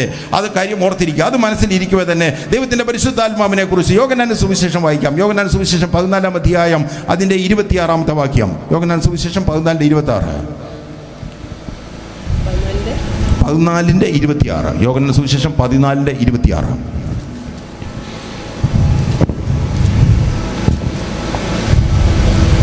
ഓക്കെ, എടുത്തവരാരെങ്കിലും വായിച്ചോട്ടെ. 14:26. പിതാവ് എന്റെ നാമത്തിൽ അയപ്പാനുള്ള പരിശുദ്ധാത്മാവ് എന്ന കാര്യത്തിൽ നിങ്ങൾക്ക് സകല ഉപദേശം തരികയും ഞാൻ നിങ്ങളോട് പറഞ്ഞതൊക്കെയും നിങ്ങളെ ഓർമ്മപ്പെടുത്തുകയും ചെയ്യും. മതി.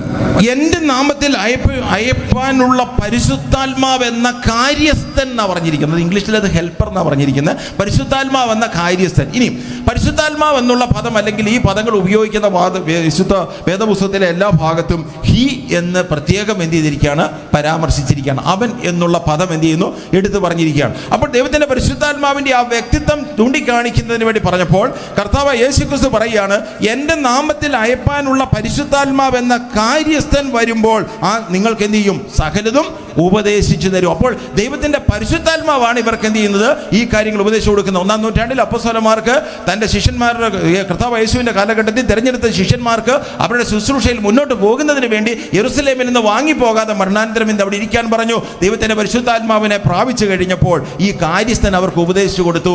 ഇപ്പം കൈവച്ചാൽ മുടന്തൻ എന്ത് ചെയ്യും, സൗഖ്യമാകും. ഇപ്പോൾ എന്ത് ചെയ്യുന്നു, അവർ പ്രാർത്ഥിക്കുന്ന വിഷയങ്ങളുമേൽ പരിഹാരമുണ്ട്. ഇപ്പോൾ അവർ പ്രസംഗിച്ചാൽ 3000, ഇപ്പോൾ അവർ പ്രസംഗിച്ചാൽ 5000, ഇപ്പോൾ അവർ പോകുന്ന സ്ഥലങ്ങളിൽ കഷ്ടതയോ പട്ടിണിയോ ആപത്തമോ എന്ത് പ്രശ്നങ്ങളുണ്ടായാലും ദൈവത്തിൻ്റെ സന്നിധിയിൽ നിന്നും അവരെ അകറ്റുന്ന യാതൊരു പ്രശ്നങ്ങളുമില്ല. അവരുടെ വസ്തുവകകൾ വിൽക്കുന്നതിന് അവർക്ക് പ്രശ്നമില്ല. ബർന്നബാസിനെ പോലുള്ള അപ്പോസ്തലന്മാർ അവർക്കുള്ള സകലതും വിറ്റുകൊണ്ട് എന്ത് ചെയ്തു, അവർ അപ്പോസ്തലന്മാരുടെ കാൽക്കൽ വെച്ചു. എന്നാൽ അതിൽ വ്യാജം കാണിച്ച ദൈവത്തിൻ്റെ പരിശുദ്ധാത്മാവിനോട്, ദൈവത്തോട് തന്നെ വ്യാജം കാണിച്ചു എന്ന് എടുത്തു പറയുന്നു അപ്പോസ്തലപ്രവൃത്തികളുടെ പുസ്തകം 5-ാം അധ്യായത്തിൽ. അനന്യാസും സഫീറയും എന്ത് ചെയ്തു, അതേ സമയത്ത് തന്നെ അവരുടെ വസ്തുവകകൾ വിറ്റിട്ട് അവർ വ്യാജം കാണിപ്പാനിടയായി തീർന്നു. അതുപോലെ വ്യാജം കാണിക്കുന്ന ആയിരക്കണക്കിന് ആൾക്കാർ നിലനിൽക്കുമ്പോൾ അനേക പേർ ബർന്നബാസിനെ പോലെ വസ്തുവകകൾ വിറ്റുകൊണ്ട് അവർക്കുള്ള സകലതും ദൈവരാജ്യത്തിൻ്റെ ശുശ്രൂഷയ്ക്ക് വേണ്ടി സമർപ്പിക്കുകയാണ്. ഇതാണ് ദൈവത്തിൻ്റെ പരിശുദ്ധാത്മാവിൻ്റെ പ്രത്യേകത എന്ന് പറയുന്നത്. ദൈവത്തിൻ്റെ പരിശുദ്ധാത്മാവ് എന്ന് പറയുന്ന കാര്യസ്ഥൻ എന്ത് ചെയ്യുന്നു, സകല കാര്യങ്ങളും നിങ്ങൾക്ക് എന്ത് ചെയ്യുന്നു, ഉപദേശിച്ചു തരുമെന്ന് പറയുകയാണ്. യോഹന്നാന്റെ സുവിശേഷം തന്നെ എടുക്കാം. അടുത്ത അധ്യായം 15-ാമത്തെ അധ്യായത്തിൻ്റെ 26-ാമത്തെ വാക്യം. 15:26. ഞാൻ പിതാവിൻ്റെ അടുക്കൽ നിന്ന് നിങ്ങൾക്ക് അയക്കാനുള്ള കാര്യസ്ഥനെ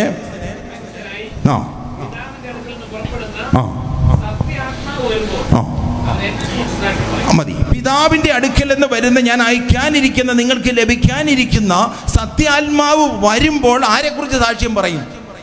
അതുവരെ അവർ സാക്ഷ്യം പറയത്തില്ല. കാരണം അവർ, നമുക്കറിയാം, മർക്കോസിന്റെ സുവിശേഷം 9-ാം അധ്യായത്തിൽ 3 ശിഷ്യന്മാരെ കൊണ്ട് കർത്താവ് യേശുക്രിസ്തു ഉയർന്ന ഒരു മലയിലേക്ക് പോയി. പത്രോസ്, യാക്കോബ്, യോഹന്നാനും. അപ്പോൾ പിന്നെ ബാലൻസ് വരുന്ന, ബാക്കി വരുന്ന 9 പേര് മലയുടെ അടിവാരത്തിൽ. ആ സമയത്ത് ഞാൻ മുമ്പേ പറഞ്ഞ വിഷയം, ഒരു അച്ഛൻ എന്ത് ചെയ്തു, കൊച്ചിനെയും കൊണ്ട് വന്ന് ഇവർ പ്രാർത്ഥിക്കാൻ തുടങ്ങി. ഈ പോയ 3 പേരും കൊള്ളാം, താഴെ ഇരുന്ന 9 പേരും കൊള്ളാം. അതിൻ്റെ കാരണം താഴെയുള്ള 9 പേര് പറഞ്ഞ്, ഏതായാലും 3 പേര് പോയിരിക്കുകയല്ലേ, നമുക്കൊന്ന് പ്രാർത്ഥിച്ച് നോക്കാം, നല്ല അവസരമാണ്, നമുക്കൊന്ന് പ്രാർത്ഥിച്ച് നോക്കാം, നമ്മൾ വിജയിച്ചു കഴിഞ്ഞാൽ നാളെ ഇവിടെ വേറൊരു സഭയാണ്, ഒരു കൂട്ടായ്മയാണ്, അവരിങ്ങോട്ട് വരട്ടെന്ന് പറഞ്ഞു. ഇനി പോയ മലയിലേക്ക് പോയ ആൾക്കാർ, അല്ലെങ്കിൽ കർത്താവ് യേശുക്രിസ്തു രൂപാന്തരപ്പെട്ട മലയിൽ പത്രോസും യാക്കോബും യോഹന്നാനും അവിടെ ചെന്ന് അവരുടെ സ്വഭാവവിശേഷം മനസ്സിൽ അതിനേക്കാൾ വിചിത്രമാണ്. അവർ പറഞ്ഞ് താഴെ കിടക്കുന്ന 9 അവിടെങ്ങാനും കിടക്കട്ടെ, ഒരു രക്ഷയില്ല, വള്ളവും വലയൊക്കെ ഉപേക്ഷിച്ച് കടന്നു വന്നത് അവിടെങ്ങാനും കിടക്കട്ടെ, നമുക്കിവിടെ 3 കുടില്. അപ്പോൾ ഇത് എല്ലാം കണക്കല്ലേ, അല്ലേ സാറേ?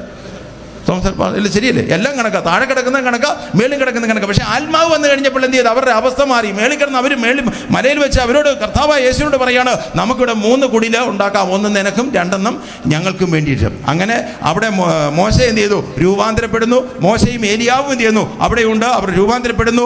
ആ സമയത്ത് 3 കുടിലുണ്ടാക്കിയാൽ ഇവർക്കൊരു കാര്യം അറിയാം, ആരെങ്കിലും ഒരാൾ യേശുവിൻ്റെ കൂടെ പത്രോസ് യേശുവിൻ്റെ കൂടെ അങ്ങ് താമസിക്കാമെന്ന് വിചാരിക്കട്ടെ. പത്രോസ് യേശുവിൻ്റെ കൂടെ കുടിലുണ്ടാക്കി അവർ താമസിക്കുകയാണെങ്കിൽ വലിയ കുഴപ്പമൊന്നുമില്ല, അത്യാവശ്യം. അപ്പോൾ മറ്റൊരു വിചാരിച്ച് യോഹന്നാനും യാക്കോവും പറഞ്ഞ് യാക്കോവ് വിചാരിച്ച് ഞാൻ അങ്ങനെയാണെങ്കിൽ മോശയുടെ കൂടെ പുള്ളിയും കുഴപ്പക്കാരനൊന്നുമല്ല, ചെങ്കടലൊക്കെ എന്ത് ചെയ്തു വിഭാഗിച്ച ആളാണ്, പുള്ളി കുഴപ്പക്കാരനൊന്നുമല്ല, അതുകൊണ്ട് അദ്ദേഹത്തിൻ്റെ കൂടെ താമസിച്ചാലും അത്യാവശ്യം ജീവിക്കാനുള്ള കുഴപ്പമൊന്നുമില്ല. മറ്റേ ആൾ വിചാരിച്ച് ഏലിയാവ് ആകാശം ഞാൻ പറഞ്ഞിട്ടല്ല ദേശത്ത് മഴ പെയ്യത്തില്ലെന്ന് പറഞ്ഞാൽ അത്യാവശ്യ കാര്യങ്ങളെല്ലാം നടത്തണം. ഇപ്പം 3 കുടിയിൽ എവിടെ താമസിച്ചാലും ഞങ്ങളുടെ കാര്യങ്ങൾ നടക്കുമെന്ന് ഇവർക്ക് ബോധ്യമുണ്ട്. യേശു പറഞ്ഞേ ഇരിക്കട്ടെ, ഇത് താഴെ ചെന്ന് ഈ കാര്യം, ഈ വീട് പണിയുടെ കാര്യമേ താഴെ ചെന്ന് പറയരുതെന്ന് പറഞ്ഞ് കുഴപ്പം. താഴെ വന്നു കഴിഞ്ഞപ്പോൾ അതിനേക്കാൾ വലിയ പ്രശ്നത്തിൽ കിടക്കുകയായിരുന്നു. ഞാൻ പറഞ്ഞു വന്നത്, ദൈവത്തിൻ്റെ പരിശുദ്ധാത്മാവിനാൽ അഭിഷേകം പ്രാപിച്ചതിന് ശേഷം അവരിൽ അങ്ങനെയുള്ള ചിന്തയില്ല, കുടില് പണിയുന്ന ചിന്തയില്ല. ഉള്ളതും കൂടെ വിറ്റ് അവർ കർത്താവിൻ്റെ വേലയ്ക്ക് വേണ്ടി കൊടുത്തിട്ട് ദൈവരാജ്യത്തിൻ്റെ ശുശ്രൂഷയ്ക്ക് വേണ്ടി പോയി. അവർ പോയ സ്ഥലങ്ങളിൽ പട്ടിണി ഉണ്ടായിരുന്നു, ആപത്ത്, അനർത്ഥങ്ങൾ, സ്വന്തം ജനത്താലുള്ള ആപത്ത്, കള്ളന്മാരാലുള്ള ആപത്ത് എല്ലാം അവർക്ക് സംഭവിച്ചെങ്കിലും ഇതൊന്നും അവരെ ദൈവരാജ്യത്തിൻ്റെ ശുശ്രൂഷയിൽ നയിച്ചില്ല. ഇന്ന് ഈ രാത്രിയിൽ ദൈവത്തിൻ്റെ വചനം കേൾക്കുമ്പോൾ പ്രതികൂലങ്ങൾ, പ്രശ്നങ്ങൾ മാഞ്ഞടിക്കുമ്പോൾ, ആത്മീയപരമായ വിഷയങ്ങളിൽ ചിലപ്പോൾ പ്രതികൂലങ്ങൾ കടന്നു വന്നെന്ന് വരാം. ശുശ്രൂഷയിലായിരിക്കുന്ന ശുശ്രൂഷകന്മാർക്ക് പ്രതിസന്ധികളും പ്രശ്നങ്ങളും കടന്നു വന്നു എന്ന് വരാം.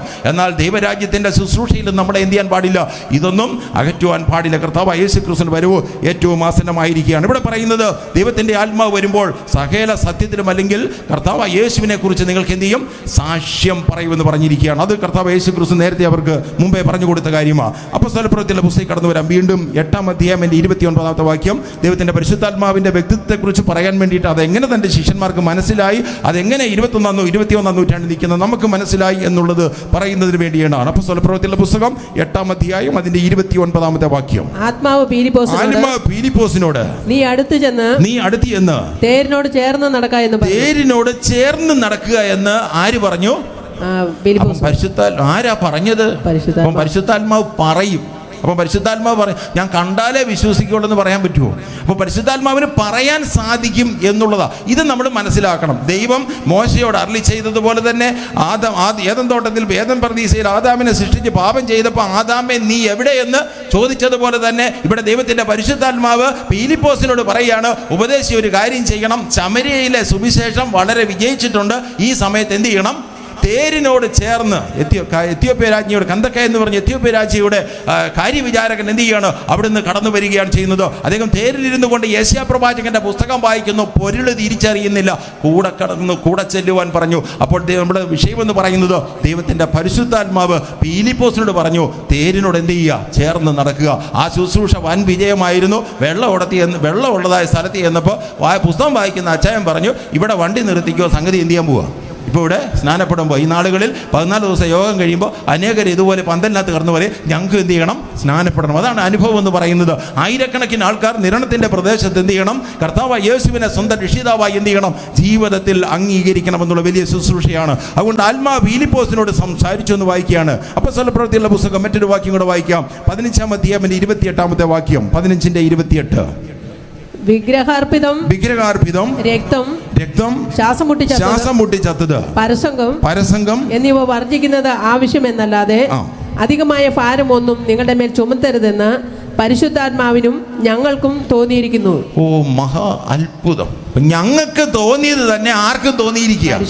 അത് നേരെ തിരിച്ചാണ്. പരിശുദ്ധാത്മാവിന് തോന്നിയത് തന്നെ ഇപ്പൊ ആർക്കും തോന്നിയിരിക്കുക. അതാണ് ദൈവകൃപ എന്ന് പറയുന്നത്. പരിശുദ്ധാത്മാവിന് എന്താണോ തോന്നിയിരിക്കുന്നത് ആ തോന്നിയിരിക്കുന്ന ആർക്കും തോന്നണം, നമുക്കും തോന്നണം. അപ്പൊ യെരുസലേം കൗൺസിലിൽ അനേകം ആൾക്കാർ എന്ത് ചെയ്യുന്നു, യഹൂദന്മാരല്ലാത്തവർ, ജാതികളായിരിക്കുന്നവർ എവിടെ കടന്നു വരിക, ഇവരുടെ പ്രസംഗം കേട്ടിട്ട്. കാരണം പരിശുദ്ധാത്മാ അഭിഷേകത്താൽ അവർക്ക് വേറൊരു സംശയമില്ല, കേൾക്കുന്നവർക്കെല്ലാം എന്ത് ചെയ്യുന്നത് ഇമ്പമായി തോന്നുന്നു. അവർ സഭയിലേക്ക്, കൂട്ടായ്മയിലേക്ക് വരുന്നു. ഇന്നത്തെ ശുശ്രൂഷ പോലല്ല. പക്ഷെ നമ്മുടെ പാട്ട് പാടുന്നുണ്ട്, ആദ്യ നൂറ്റാണ്ടിലെ അനുഭവം പോലെ എന്ത് ചെയ്യണം, ഉണ്ടാകണം. അത് അവസാന നാളിൽ ഉണ്ടാകും. പക്ഷേ ആദ്യ നൂറ്റാണ്ടിലെ അനുഭവം പോലെ ഉണ്ടാകുമ്പോൾ ഒരു പ്രശ്നമുണ്ട്.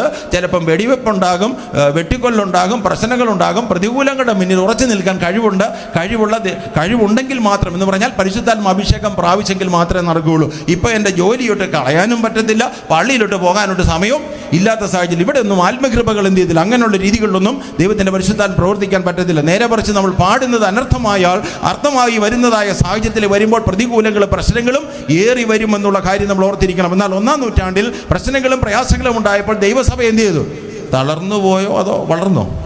എല്ലാവരും ഉറക്കമൊക്കെയാണോ? സമയമൊന്നും ആയില്ലല്ലോ, ഉറങ്ങുന്ന സമയമൊന്നും ആയില്ല, 8:15 ഉള്ളല്ലോ, എല്ലാവരും ഉറങ്ങുകയാണോ?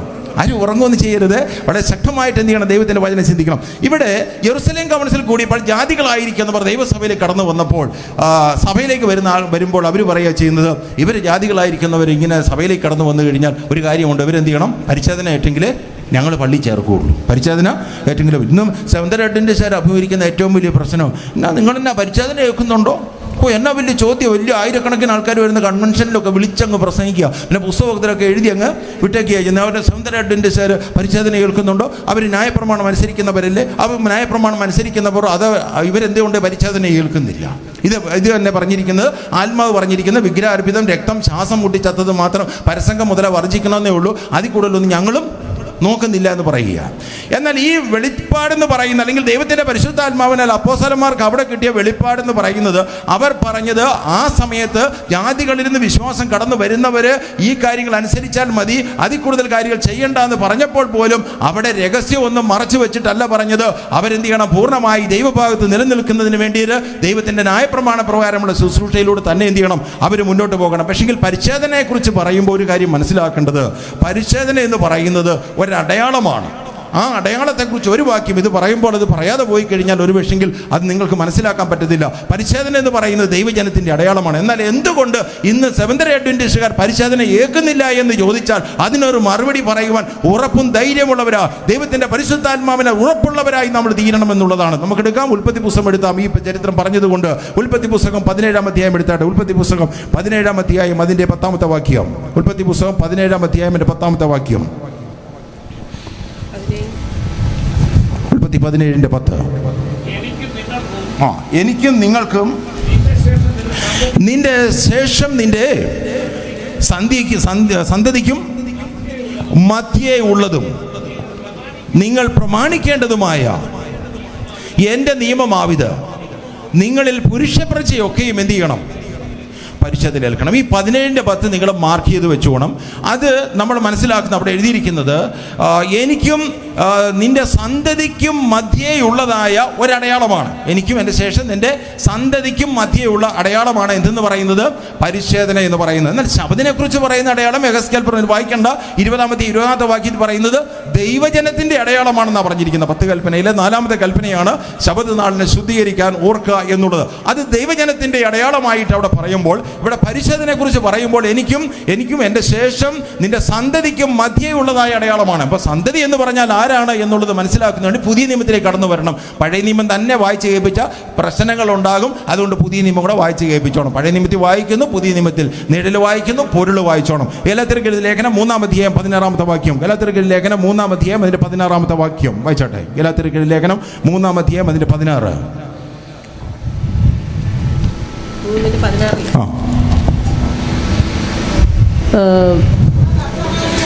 എന്നാൽ അബ്രഹാമിനും അവൻ്റെ സന്തതിക്കും വാഗ്ദത്തങ്ങൾ ലഭിച്ചു, സന്തതികൾക്കും എന്ന് അനേകരെ കുറിച്ചല്ല.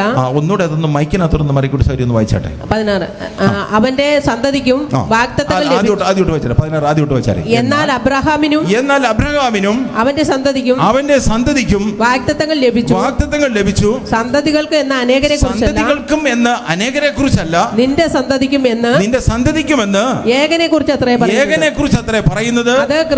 അത് ക്രിസ്തു തന്നെ. അപ്പോൾ ഇനിയും മനസ്സിലാക്കേണ്ടത്, സന്തതിക്കും മധ്യേ എന്ന് പറയുമ്പോൾ സന്തതിക്കും എനിക്കും എൻ്റെ ശേഷം നിന്റെ സന്തതിക്കും മധ്യേയുള്ള അടയാളമാണ് പരിച്ഛേദന എന്ന് പറഞ്ഞാൽ, ആ പരിച്ഛേദന കർത്താവായ യേശുക്രിസ്തു വരെ ഉള്ളെന്ന് മനസ്സിലാക്കാൻ ഒരു സെവൻത് ഡേ അഡ്വന്റിസ്റ്റുകാരൻ എന്ത് ചെയ്യണം? പ്രാപ്തി ഉണ്ടാകണം. മനസ്സിലായോ? Price the Lord. സന്തതിക്കും മധ്യ വരെ എന്തുള്ളൂ?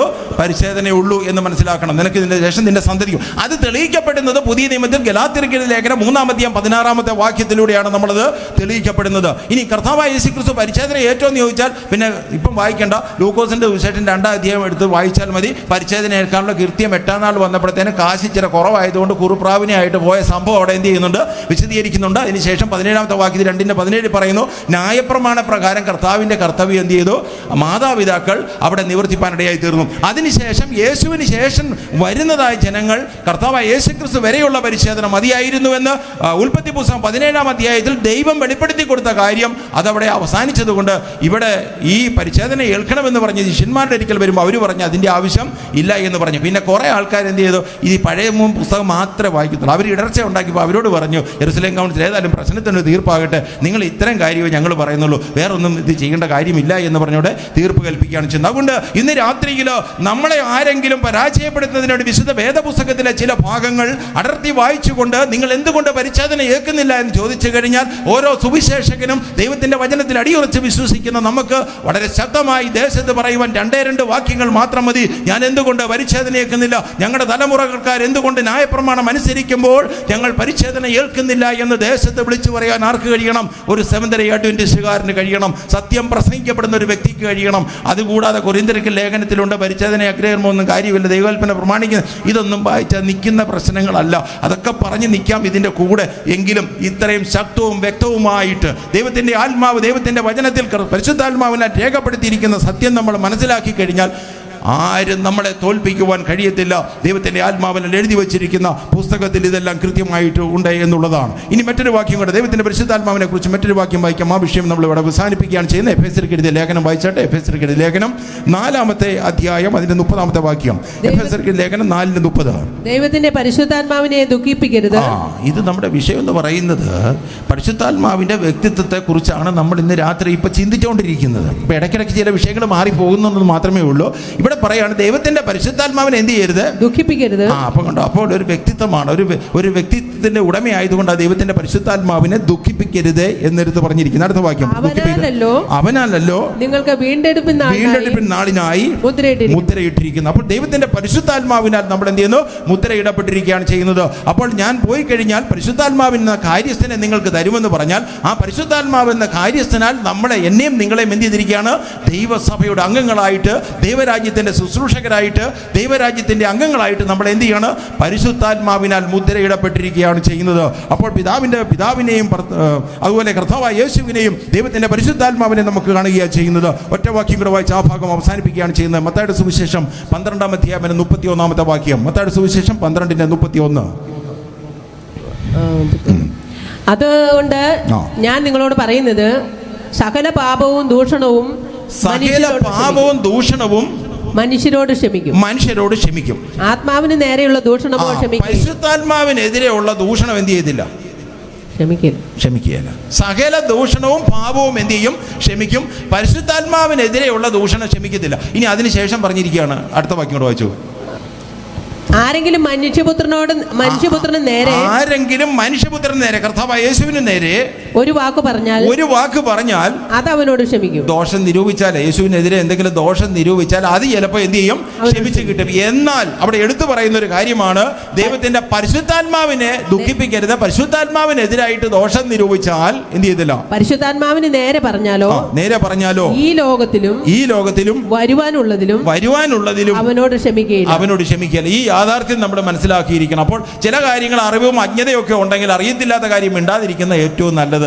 അത് അറിയാവുന്ന കാര്യങ്ങൾ വളരെ വെളിപ്പെടുത്തി കിട്ടി പ്രാർത്ഥനയോടുകൂടി അത് ലഭിച്ചാൽ മാത്രം മറ്റുള്ളവരോട് പറയുക. ചില കാര്യങ്ങളിൽ അജ്ഞതയും അറിവ് കുറവൊക്കെ ഉണ്ടാകാം. കാരണം എല്ലാവരും പഠനത്തിൽ പൂർത്തീകരിച്ചവരല്ലല്ലോ. അതിൻ്റെ കാരണം ആദാമ്യ പാപത്തിൻ്റെ പരിണിതപരമായി ലോകത്ത് ജനിച്ച സകല ആൾക്കാരുടെയും ഇതൊക്കെ എന്ത് ചെയ്തിട്ടുണ്ട്, ഒരിച്ചിരി കുറവ് വന്നിട്ടുണ്ട്. ഞാൻ വിചാരിക്കുന്നത് ഞാൻ ചെയ്യുന്ന മുഴുവൻ ശരിയാണ്. ഇടുക്കി സെക്ഷനിൽ മരക്കുട്ടി സൗകര്യം ഞങ്ങൾ ചെയ്യുന്ന എല്ലാം ശരിയാണെന്ന് വിചാരിക്കുന്നുണ്ട്. ചെയ്ത് കഴിഞ്ഞിട്ടാണ് പിന്നെ അബദ്ധം മനസ്സിലാക്കുന്നത്. അതങ്ങനെ വേണ്ടായിരുന്നു, ആ മതിൽ അവിടെ കെട്ടുണ്ടായിരുന്നു, ഈ പെയിൻ്റ് ആയ കളർ വേണ്ടായിരുന്നൊക്കെ ഇതൊക്കെ അടിച്ചു കഴിഞ്ഞാൽ മനസ്സിലാക്കുന്നത്. ഇത് എന്താണ്, വീഴ്ച ഭവിച്ച മനുഷ്യ ശരീരത്തിൽ ശരിയായ തീരുമാനങ്ങൾ എടുക്കാൻ ചിലപ്പോൾ പറ്റിയെന്ന് വരത്തില്ല. എല്ലാ കാര്യങ്ങളും ശരിയാകത്തില്ല. ചിലപ്പോൾ എന്ത് ചെയ്യും, അത് തെറ്റാൻ സാധ്യതയുണ്ട്. ചില അജ്ഞതകളും അറിവില്ലായ്മയും ഉണ്ടെങ്കിൽ അവിടെ അതങ്ങ് മിണ്ടാതിരുന്ന് കഴിഞ്ഞാൽ അതൊരു പരിശുദ്ധാത്മാവിനെതിരെ ദൂഷണമായി തീരാതെ ശാന്തമായി ഇരുന്ന് പ്രാർത്ഥിച്ച ദൈവാത്മാവ് എന്ത് ചെയ്യും, വഴി നടത്തി അത്ഭുത പ്രകാശത്തിലേക്ക് നമ്മളെ എന്ത് ചെയ്യും, വഴി നടത്തുമെന്നുള്ളതാ. ജാതികളുടെ ഇടയിൽ ലജ്ജിക്കാതെ അനുഗ്രഹിക്കപ്പെട്ട നിലയിൽ നമുക്ക് ശുശ്രൂഷയിലേക്ക് മുന്നോട്ട് പോകാൻ കഴിയുമെന്നുള്ളതാണ്. ഇനി പരിശുദ്ധാത്മാവിന്റെ മറ്റൊരു പ്രവർത്തനത്തിന്റെ ഒരു തലം കൂടെ ഒന്ന് മനസ്സിലാക്കാൻ വേണ്ടിയിട്ട് അപ്പോസ്തലപ്രവൃത്തിയുടെ പുസ്തകം 2-ാം അധ്യായം 4-ാമത്തെ വാക്യം.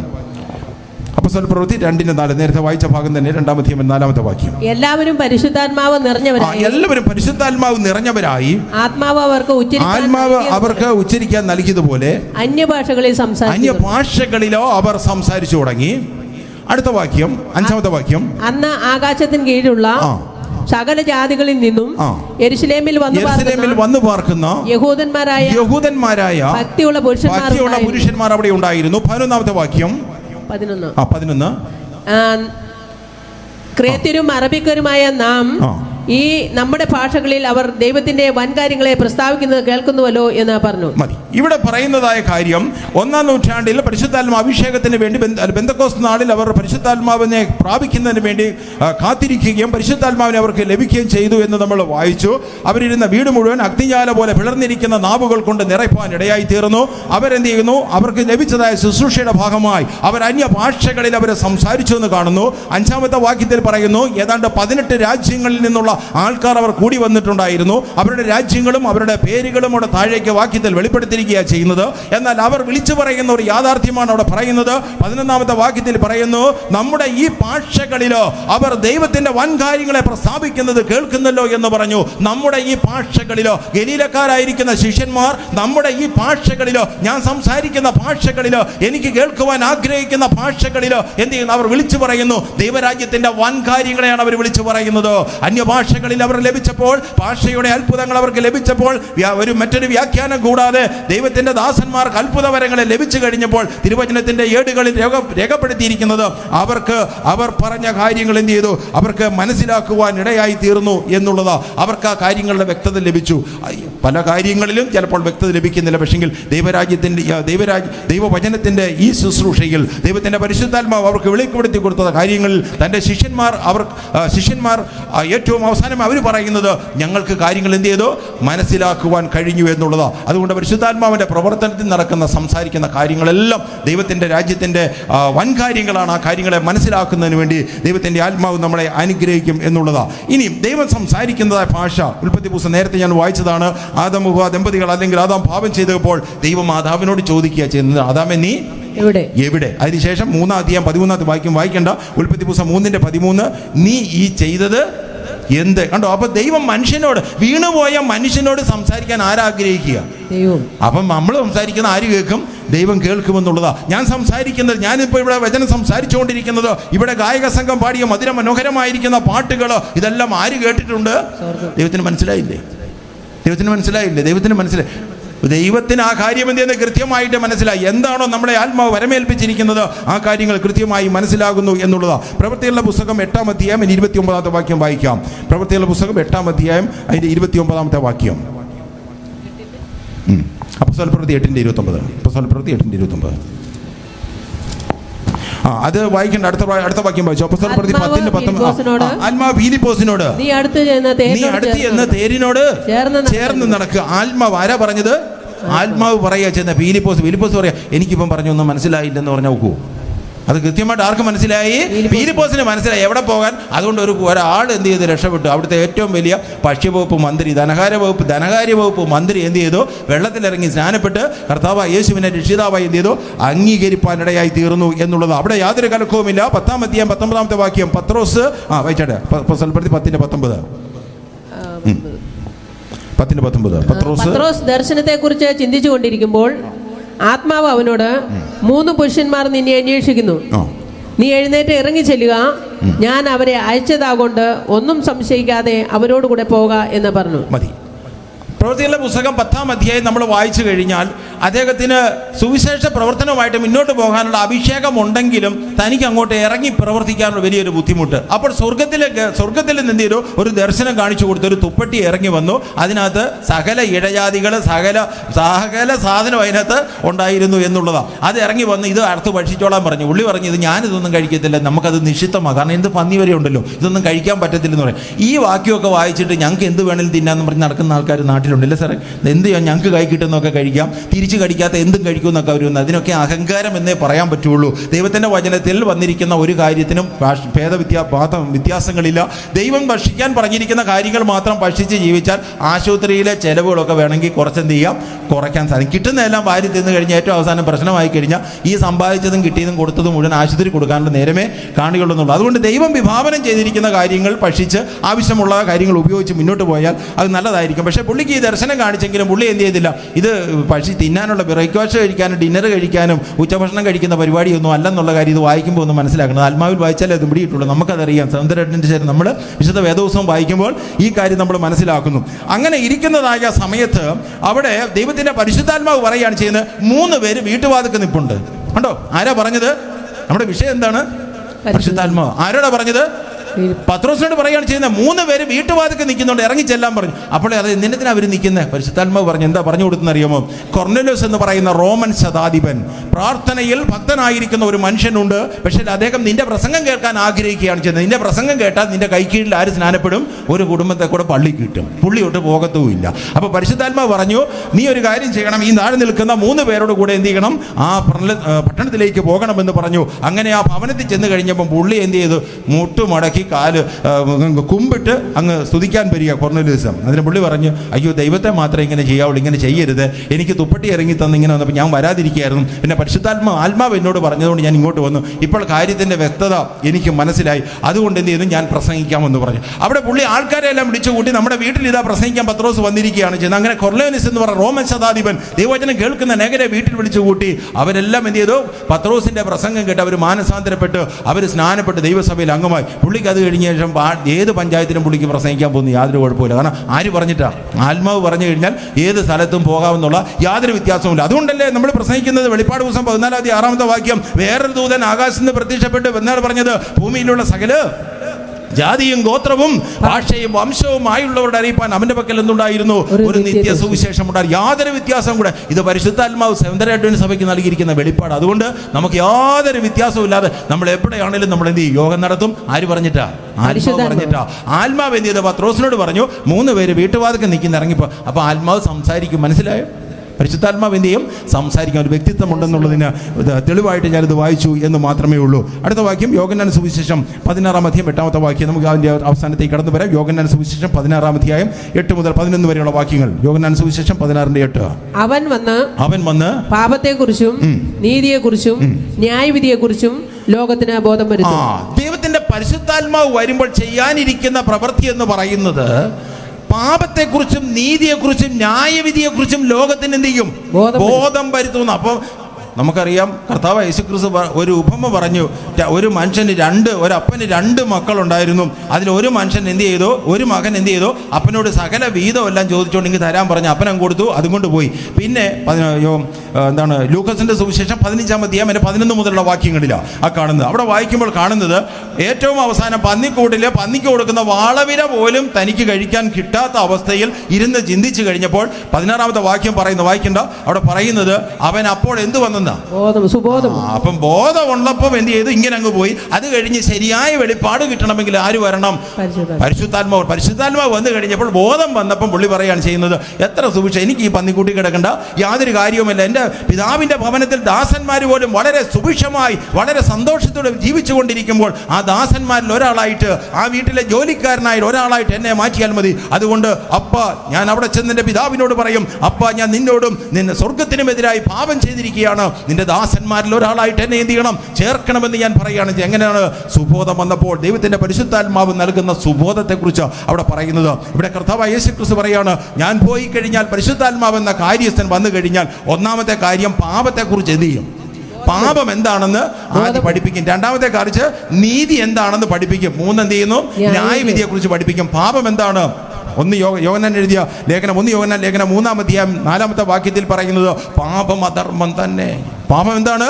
അധർമ്മം തന്നെ. ഇംഗ്ലീഷിൽ പറയുന്നത് sin is the transgression of the law എന്നാണ് പറയുന്നത്. ദൈവത്തിന്റെ കൽപ്പനാലംഘനം പാപം എന്നാണ് അത് ഇംഗ്ലീഷ് ബൈബിളിൽ രേഖപ്പെടുത്തിയിരിക്കുന്നത്. മൂലഭാഷകളിൽ പരിശോധിച്ച് നോക്കിയാൽ ദൈവത്തിന്റെ പരിശുദ്ധാത്മാവ് പാപത്തെക്കുറിച്ച് ബോധം വരുത്തുമെന്ന് പറയുമ്പോൾ, ദൈവത്തിന്റെ പരിശുദ്ധാത്മാവ് പാപത്തെക്കുറിച്ച് ബോധം വരുത്തുമ്പോൾ നമുക്ക് എന്ത് ചെയ്യുന്നു? പാപം എന്താണെന്ന് മനസ്സിലായി. എന്താണ്?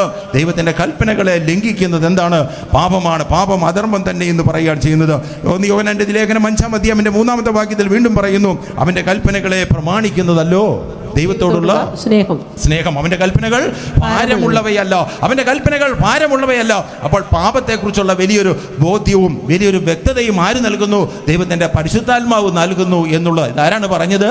കർത്താവ് യേശു ക്രിസ്തുവാണ് പറഞ്ഞത്. പരിശുദ്ധാത്മാവ് എന്ന കാര്യസ്ഥൻ വരുമ്പോൾ അതുകൊണ്ട് ആത്മാഭിഷേകത്താൽ കർത്താവ് നൽകുന്ന വിടുതലിനെ കുറിച്ച് മനസ്സിലായി. രണ്ടാമത്തെ കാര്യം എന്ന് പറഞ്ഞാൽ നീതിയെക്കുറിച്ച് ബോധ്യപ്പെടുത്തും. എന്താണ് നീതി എന്ന് പറയുന്ന ഒരു വാക്യം വായിക്കാം. 1 പത്രോസ് എഴുതിയ ലേഖനം, പത്രോസിന്റെ 1-ാം ലേഖനം 2-ാം അധ്യായം അതിന്റെ 24-ാമത്തെ വാക്യം. 1 പത്രോസിന്റെ 1-ാമത്തെ ലേഖനം 2-ാം അധ്യായം അതിന്റെ 24-ാമത്തെ വാക്യം. നാം പാപം സംബന്ധിച്ച് മരിച്ചു നീതിക്ക് ജീവിക്കേണ്ടതിന് അവൻ തന്റെ ശരീരത്തിൽ നമ്മുടെ പാപങ്ങളെ ചുമന്നുകൊണ്ട് ക്രൂശിന്മേൽ കയറി എന്ന് പറഞ്ഞാൽ നീതി എന്ന് പറഞ്ഞാൽ കർത്താവ് യേശുക്രിസ്തു ഇന്നേക്ക് 2000 വർഷങ്ങൾക്ക് മുമ്പ് കാൽവരിയുടെ കൊലക്കളത്തിൽ മരിക്കുവാൻ ഇടയായി തീർന്നത് എന്ത് കാരണം കൊണ്ടാണെന്ന് ആര് വെളിപ്പെടുത്തി തരും? ദൈവത്തിന്റെ പരിശുദ്ധാത്മാവ്. യേശു എൻ്റെ പാപങ്ങൾക്ക് വേണ്ടി മരിച്ചു എന്നുള്ള ബോധ്യത. അതുകൊണ്ടാണ് അപ്പോസ്തലന്മാർ പ്രസംഗിച്ചത്. പ്രവൃത്തികളുടെ പുസ്തകം 4-ാം അധ്യായം 12-ാമത്തെ വാക്യത്തിൽ ഇങ്ങനെ വായിക്കുന്നു, മറ്റൊരുത്തനിലും എന്തില്ല രക്ഷയിൽ ആകാശത്തിന്റെ കീഴില് മനുഷ്യരുടെ ഇടയില് ഭൂമിക്ക് മുകളില് യേശുവെന്ന നാമമല്ലാതെ. Praise the lord. എല്ലാവരും കരങ്ങൾ ഉയർത്തി സ്തോത്രം ചെയ്താട്ടെ. Praise the lord, praise the lord. അപ്പോസ്തലന്മാർ പ്രസംഗിച്ചിങ്ങനെ ആത്മാവിൽ അവർ പ്രസംഗിച്ചു. എന്താണ് പറഞ്ഞത്? ആകാശത്തിന്റെ കീഴില് മനുഷ്യരുടെ ഇടയില് ഭൂമിയില് യേശുവെന്ന നാമമല്ലാതെ മറ്റൊരു നാമമില്ല എന്ന് എന്ത് ചെയ്തു? അവര് പ്രസംഗിക്കുവാൻ ഇടയായി തീർന്നുള്ള. അപ്പോൾ നീതിയെക്കുറിച്ചുള്ള ബോധ്യം, നീതിയെക്കുറിച്ചുള്ള നീതി എന്താണെന്നുള്ള വ്യക്തത ആരാണ് പഠിപ്പിക്കുന്നത്? ദൈവത്തിന്റെ പരിശുദ്ധാത്മാവ് പഠിപ്പിക്കുന്നു എന്നുള്ള കാര്യം മറന്നു പോകരുത്. പിന്നെ ന്യായവിധിയെക്കുറിച്ച് പഠിപ്പിക്കുകയാണ് ചെയ്യുന്നത്. ദൈവത്തിന്റെ പരിശുദ്ധാത്മാവ് ഭൂമിയിൽ സംഭവിക്കാനിരിക്കുന്ന ന്യായവിധിയെക്കുറിച്ച് പറയുകയാണ് ചെയ്യുന്നത്. ഗായക സംഘം പാട്ടുകളൊക്കെ പാടാനുള്ള ക്രമീകരണമായിട്ട് മുന്നോട്ട് കടന്നു വന്നാട്ട് നമുക്ക് യോഗ 8:45 നമുക്ക് അവസാനിപ്പിക്കാം.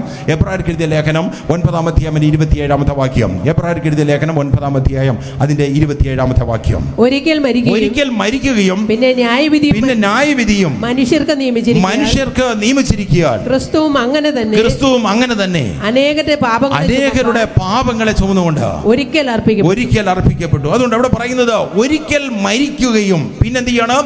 ന്യായവിധിയും മനുഷ്യനെ നിയമിച്ചിരിക്കുകയാൽ. അപ്പോൾ ആദാമിയ പാപത്തിന്റെ ഫലമായിട്ട് ഈ ഭൂമിയിൽ എന്ത് ചെയ്യണം? മനുഷ്യൻ ഒരിക്കൽ എന്ത് ചെയ്തേ പറ്റുള്ളൂ? മരിച്ചേ പറ്റുള്ളൂ. അല്ല ഞാൻ 100 വർഷം ജീവിക്കും, അല്ല ഞാൻ 150 വർഷം ജീവിക്കും, അല്ല ഞാൻ 1000 വർഷം ജീവിക്കുമെന്ന് പറഞ്ഞാൽ ഒരിക്കലും ജീവിക്കാൻ സാധ്യമല്ല. ഇവിടെ പറയുന്നത് ദൈവത്തിന്റെ വചനം, ദൈവത്തിന്റെ പരിശുദ്ധാത്മാവിനെ രേഖപ്പെടുത്തിയിരിക്കുന്നത് ന്യായവിധിയെ കുറിച്ചുള്ള ബോധ്യം വരുത്തും. അവിടെ പറഞ്ഞിരിക്കുകയാണ് ഒരിക്കൽ മനുഷ്യൻ എന്ത് ചെയ്യുന്നു? മരിക്കുകയും പിന്നെ ന്യായവിധിയും മനുഷ്യനെ നിയമിച്ചിരിക്കുകയാൽ. അത് ഒരിക്കൽ സംഭവിക്കുന്ന കാര്യമോ. അതിനുശേഷം മനുഷ്യൻ എന്ത് വരുന്നു? ന്യായവിധി, ന്യായാസനത്തിന്റെ മുമ്പാകെ നിൽക്കേണ്ടതായിട്ട് വരും. അതുകൊണ്ട് വെളിപ്പാട് പുസ്തകം 11-ാം അധ്യായം 19-ാമത്തെ വാക്യത്തിൽ പറയുന്നത് പോലെ അപ്പോൾ സ്വർഗത്തിലെ ദേവാലയം തുറന്നു, ദൈവത്തിന്റെ നിയമപ്പെട്ടകം എന്ത് ചെയ്തു? ആലയത്തിൽ പ്രത്യക്ഷമായി. നമുക്ക് അഭിമാനിക്കാവുന്ന ഏറ്റവും വലിയൊരു വാക്യമാണ് വെളിപ്പാട് പുസ്തകം 11-ാം അധ്യായം അതിന്റെ 19-ാമത്തെ വാക്യത്തിൽ അപ്പോൾ സ്വർഗത്തിലെ ദേവാലയം തുറന്നു, അവന്റെ ആലയത്തിൽ നിയമപ്പെട്ടകം എന്ത് ചെയ്ത്? പ്രത്യക്ഷനായി തീർന്നു. 14-ാം അധ്യായം അതിന്റെ 12-ാമത്തെ വാക്യത്തിൽ പറയുന്നത് ദൈവകൽപ്പനയും യേശുവിലുള്ള വിശ്വാസം കാത്തുകൊള്ളുന്ന വിശുദ്ധന്മാരുടെ സഹിഷ്ണുത കൊണ്ട് എവിടെ ആവശ്യം? നിരണത്ത് ആവശ്യം, ഇവിടെ ആവശ്യം. അത് ഞാനവിടെ ഇടുക്കി പറയുമ്പോൾ ഇടുക്കിയിൽ ആവശ്യം എന്ന് പറയാം. അപ്പൊ നിരണത്തിൽ ആവശ്യം. എല്ലാവരും പറയും സ്വർഗത്തിൽ ആവശ്യം. ശരിയാണ്. സ്വർഗത്തിൽ അവിടെ ചെന്നിട്ട് ഇതൊന്നും അനുസരിക്കാൻ നിൽക്കേണ്ട കാര്യമില്ല. ഇത് അനുസരിക്കുന്ന പാർട്ടികളെ എവിടെ പോകുള്ളൂ? അങ്ങോട്ട് പോകുള്ളൂ. അതുകൊണ്ട് ഗായക സംഘം ദൈവത്തിന്റെ പരിശുദ്ധാത്മ അഭിഷേകത്താൽ എനിക്ക് സത്യം വെളിപ്പെടുത്തി തന്നതിനായി സ്തോത്രം ചെയ്തുകൊണ്ട് ദൈവസന്നിധി ഇരിക്കുന്ന ഇരിപ്പിടങ്ങളിൽ എഴുന്നേറ്റ് നിന്നുകൊണ്ട് ഗായക സംഘത്തോട് ചേർന്ന് വളരെ മനോഹരമായിരിക്കുന്ന ഒരു പാട്ടുപാടി ദൈവത്തെ പാടി ആരാധിക്കാം. ദൈവത്തിന്റെ പരിശുദ്ധാത്മാവിന്റെ പ്രവർത്തനങ്ങളെ കുറിച്ച് മനസ്സിലാക്കുവാൻ, പരിശുദ്ധാത്മാവിന്റെ വ്യക്തിത്വത്തെ കുറിച്ച് മനസ്സിലാക്കുവാൻ, പരിശുദ്ധാത്മാവെന്ന കാര്യസ്ഥൻ നമ്മുടെ ജീവിതത്തിൽ ചെയ്യുന്ന വൻ കാര്യങ്ങളെ കുറിച്ച് മനസ്സിലാക്കുവാൻ സ്വർഗം നമ്മളെ അനുഗ്രഹിച്ചുവല്ലോ. തുറന്നുള്ള സമയങ്ങളിലും തുറന്നുള്ള നിമിഷങ്ങളിലും കർത്താവിന്റെ വരവിന് വേണ്ടി ഒരുങ്ങുവാൻ, ആത്മീയ ശുശ്രൂഷയിൽ മുന്നേറുവാൻ സർവ്വശക്തനായ ദൈവം നമ്മളെ ഓരോരുത്തരെയും അനുഗ്രഹിക്കട്ടെ. ആമേൻ. സമയത്ത് നമുക്ക് എല്ലാവർക്കും പരിശുദ്ധാത്മാവിനെ കുറിച്ചാണ് നമ്മൾ കേട്ടുകൊണ്ടിരുന്നത്. പെന്തിക്കോസ്ത് നാൾ ഇറങ്ങി വന്ന ദൈവത്തിന്റെ പരിശുദ്ധാത്മാവ് ഇന്നും നമ്മളിലും ഇവിടെ വ്യാപരിക്കുന്നുണ്ട്. ആത്മശക്തിയിൽ നമുക്ക് പാടി കരങ്ങൾ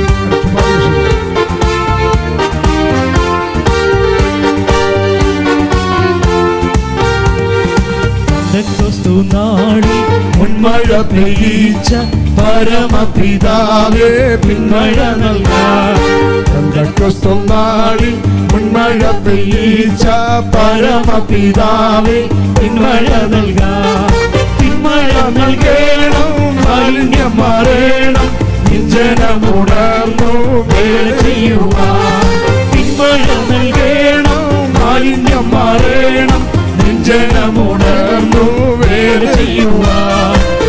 ക്രിസ്തു നാളിൽ പിന്മഴ പെയ്യിച്ച പരമപിതാവേ പിന്മഴ നൽകാം. ക്രിസ്തു നാളിൽ മുൻമഴ പെയ്യിച്ച പരമപിതാവേ പിന്മഴ നൽകാം. ഒട്ടോളമല്ല അരയോളം പോരാ വലിയൊരു ജീവ നദിയൊഴുകാം. ഒട്ടോളമല്ല അരയോളം പോരാ വലിയൊരു ജീവ നദിയൊഴുകാം. നീന്തല്ലാതെ കടപ്പയ്യാത്ത നീരുറവയുന്ന കുറട്ടനാഥ. നീന്തല്ലാതെ കടപ്പയ്യാത്ത നീരുറവയുന്ന കുറട്ടനാഥ.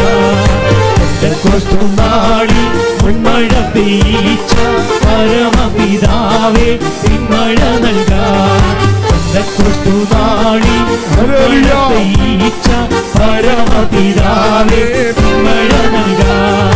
ചലിക്കുന്ന എല്ലാ പ്രാണികളും ഇന്ന് ചലനമുണ്ടാക്കി ജീവൻ പ്രാപിപ്പാൻ. ചലിക്കുന്ന എല്ലാ പ്രാണികളും ഇന്ന് ചലനമുണ്ടാക്കി ജീവൻ പ്രാപിപ്പാൻ. ചൈതന്യം നൽകണം, നവജീവൻ വേണം, നിത്യതയിലേന്തി ആശ്വസിച്ചിടാം. ചൈതന്യം നൽകണം, നവജീവൻ വേണം, നിത്യതയിലേന്തി ആശ്വസിച്ചിടാം. നാളിൽ മഴ പെയ്ച്ച പരമപിതാവേ പിന്മഴ നൽകാം. നാളിൽ മഴ പെയ്ച്ച പരമപിതാവേ പിന്മഴ നൽകാം. സൈന്യക്കാരുമല്ല ശക്തിയാലെയല്ല ദൈവത്തിന്റെ ആത്മാ ശക്തിയാലത്രേ. സൈന്യത്താലെയല്ല ശക്തിയാലെയല്ല ദൈവത്തിന്റെ ആത്മാ ശക്തിയാലത്രേ. ആർത്തുപാടി സ്തുതിക്കാം, ഹല്ലേലൂയ പാടാം, ആണിക്കല്ലു കയറ്റാം, ദൈവസഭ പണിയാം. ആർത്തുപാടി സ്തുതിക്കാം, ഹല്ലേലൂയ പാടാം, ആണിക്കല്ലു കയറ്റാം, ദൈവസഭ പണിയാം. നാളിൽ മഴ പെയ്ച്ച പരമപിതാവേ പിന്മഴ നൽകാം. നാളിൽ മഴ പെയ്ച്ച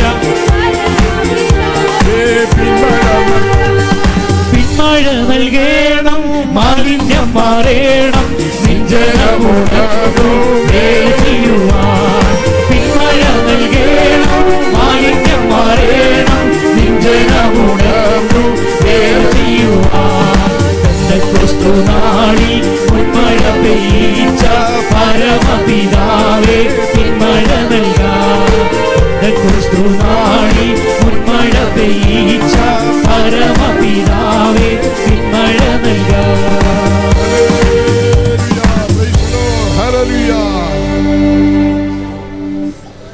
നമ്മൾ കേട്ട വചനം നമ്മുടെ ഹൃദയത്തിൽ സംഗ്രഹിച്ചുകൊണ്ട് തന്നെ നമുക്ക് പ്രാർത്ഥനയിൽ മുന്നോട്ട് നീങ്ങാം. പ്രാർത്ഥിക്കാനായി പാസ്റ്റർ എസ് ജേക്കബിനെ മുന്നോട്ട് ക്ഷണിക്കുന്നു.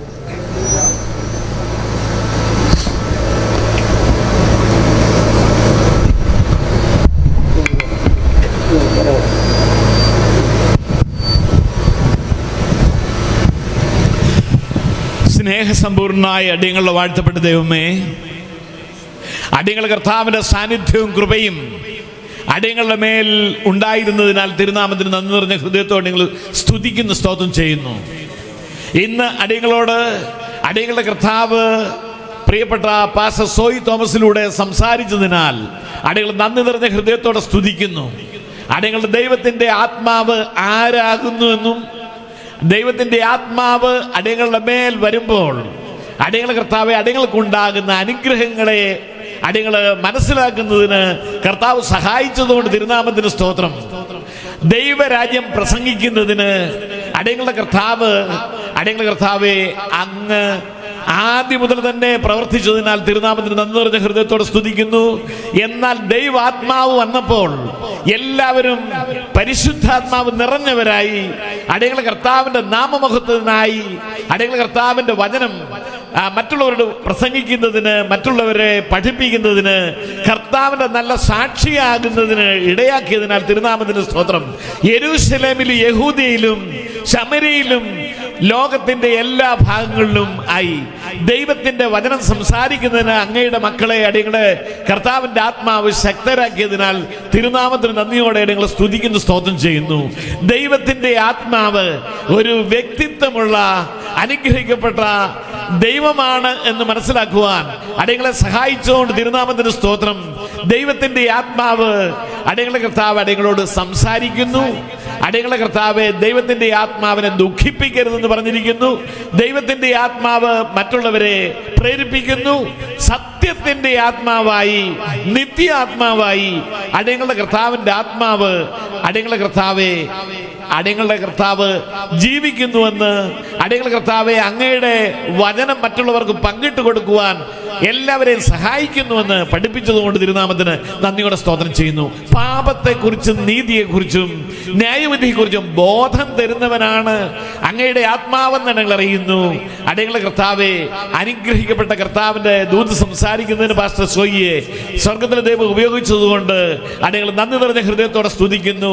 അടിയങ്ങളുടെ കർത്താവെ, ഇവിടെ ഇരിക്കുന്ന എല്ലാ ദൈവമക്കൾക്കും അങ്ങയുടെ ആത്മാവിന്റെ അനുഗ്രഹങ്ങളെ പകർന്ന് അടിയങ്ങളുടെ കർത്താവെ എല്ലാവരും ആത്മാവ് നിറഞ്ഞവരായി കർത്താവിന്റെ വേലയിൽ വ്യാപൃതരാകുവാൻ സ്വർഗ്ഗം ദൈവം സഹായിക്കണമേ. കർത്താവിന്റെ വചനം ഗ്രഹിക്കുന്നതിനും പഠിക്കുന്നതിനും ദൈവാത്മാവ് അടിയങ്ങൾക്ക് നൽകിയ തിരുവചനം അടിയങ്ങൾക്ക് ഗ്രഹിക്കുവാൻ കർത്താവ് സഹായിക്കണമെന്ന് പ്രാർത്ഥിക്കുന്നു. തൃക്കരങ്ങളിലേക്ക് ഇന്ന് തിരുവചനം കേട്ട എല്ലാവരെയും സമർപ്പിക്കുന്നു. ഈ പന്തലിനുള്ളിലുള്ളവരും കർത്താവെ ഭവനങ്ങളിലിരുന്ന് ദൈവവചനം കേൾക്കുന്നവരും ഈ വഴിയോരത്ത് നിൽക്കുന്നവരും ആയിട്ടുള്ള എല്ലാ പ്രിയപ്പെട്ടവരെയും സ്വർഗത്തിലെ ദൈവം അനുഗ്രഹം. ഈ നിരണം പ്രദേശം മുഴുവൻ കർത്താവിന്റെ ദൂത് കേൾക്കുന്നതിനും ദൈവാത്മാവ് നിറവുള്ളവരായി തീരുന്നതിനും ദൈവത്തിന്റെ അനുഗ്രഹിക്കപ്പെട്ട നല്ല സാക്ഷികളായി തീരുന്നതിനും ഇടയാക്കണമെന്ന് പ്രാർത്ഥിക്കുന്നു. തൃക്കരങ്ങളിലേക്ക് അടയങ്ങളെ എല്ലാവരെയും ഇതാ ഏൽപ്പിക്കുന്നു, സമർപ്പിക്കുന്നു. ഇന്ന് തിരുവചനം ഘോഷിച്ച പ്രിയദാസനെ അനുഗ്രഹിക്കണം. ഇവിടെ കടന്നു വന്നുള്ള ശുശ്രൂഷകന്മാരെ എല്ലാം അനുഗ്രഹിക്കണം. ഇവിടെ കടന്നു വന്നിരിക്കുന്ന ദേശനിവാസികളെ അനുഗ്രഹിക്കണം. കർത്താവെ, നിരണം പ്രദേശത്തുള്ള എല്ലാവരെയും സ്വർഗത്തിലെ ദൈവമായ കർത്താവ് അനുഗ്രഹം. വിവിധ സ്ഥലങ്ങളിൽ നിന്ന് ഇവിടെ കടന്നു വന്നിട്ടുള്ള അങ്ങയുടെ മക്കളെ ഓരോരുത്തരെയും കർത്താവ് ആത്മാവിനാൽ അഭിഷേകം ചെയ്യുകയും കർത്താവിനായി സമ്പൂർണ്ണമായി ജീവിക്കുന്നതിന് കർത്താവിന് കീഴടങ്ങി പൂർണ്ണമായും കർത്താവിന് സമർപ്പിക്കപ്പെട്ടവരായി തീരുന്നതിന് കർത്താവ് ഇടയാക്കണം. പ്രാർത്ഥന കേട്ടതുകൊണ്ട് നന്ദിയോടെ അടിയങ്ങളെ സ്തുതിക്കുന്നു. യേശു ക്രിസ്തുവിൻ മഹത്വമുള്ള നാമത്തിൽ അടിയങ്ങളെ പ്രാർത്ഥനയ്ക്ക് ഉത്തരമരുളുമാറാകണമേ. ആമേൻ. സ്വർഗസ്ഥനായ ഞങ്ങളുടെ പിതാവേ, തിരുനാമം വിശദീകരിക്കപ്പെടണമേ. തിരുരാജ്യം വരണമേ. തിരുഷ്ടം സ്വർഗത്തിലെ പോലെ ഭൂമിയിലും ആകണമേ. അടിയങ്ങൾക്ക് ആവശ്യമുള്ള ആഹാരം ഇന്ന് തരണമേ. അടിയങ്ങളുടെ കടക്കാരുടെ അടിയങ്ങൾ ക്ഷമിച്ചിരിക്കുന്ന പോലെ അടിയങ്ങളുടെ കടങ്ങളെ അടിയങ്ങളോട് ക്ഷമിക്കണമേ. പരീക്ഷയിലേക്ക് ഞങ്ങളെ കടത്താതെ ദുഷ്ടങ്ങളിൽ നിന്ന് വിടുവിക്കണമേ. എന്തുകൊണ്ടെന്നാൽ രാജ്യവും ശക്തിയും മഹത്വവും എന്നേക്കും അങ്ങേക്കുള്ളതല്ലോ. ആമേൻ. അടിയങ്ങളുടെ കർത്താവായ യേശു ക്രിസ്തുവിന്റെ കൃപയും പിതാവായ ദൈവത്തിന്റെ സ്നേഹവും ആശ്വസിപ്പിക്കുന്ന പരിശുദ്ധാത്മാവിന്റെ കൂട്ടായ്മയും കർത്താവെ അടിയങ്ങൾ ഓർത്ത് പ്രാർത്ഥിച്ച എല്ലാ കാര്യങ്ങളോടും ഇന്ന് തിരുവചനം കേട്ട അങ്ങയുടെ മക്കളേവരോടും ഈ നിരണം ദേശത്തുള്ള കർത്താവിന്റെ മക്കൾ ഓരോരുത്തരോടും ഇപ്പോഴും എപ്പോഴും എന്നേക്കും ഇരിക്കുമാറാകട്ടെ. ആമേൻ. എല്ലാവർക്കും നന്ദി രേഖപ്പെടുത്തുന്നു. ഇത്രയും സമയം ക്ഷമയോടെ നിങ്ങൾ കാത്തിരുന്നല്ലോ. ദൈവം നിങ്ങളെ അനുഗ്രഹിച്ചിരിക്കുകയാണ്. നിങ്ങൾക്ക് സ്നാക്സ് ഇവിടെ ഒരുക്കിയിട്ടുണ്ട്, അതിൽ പങ്കെടുക്കണം. നിങ്ങൾ അവിടെ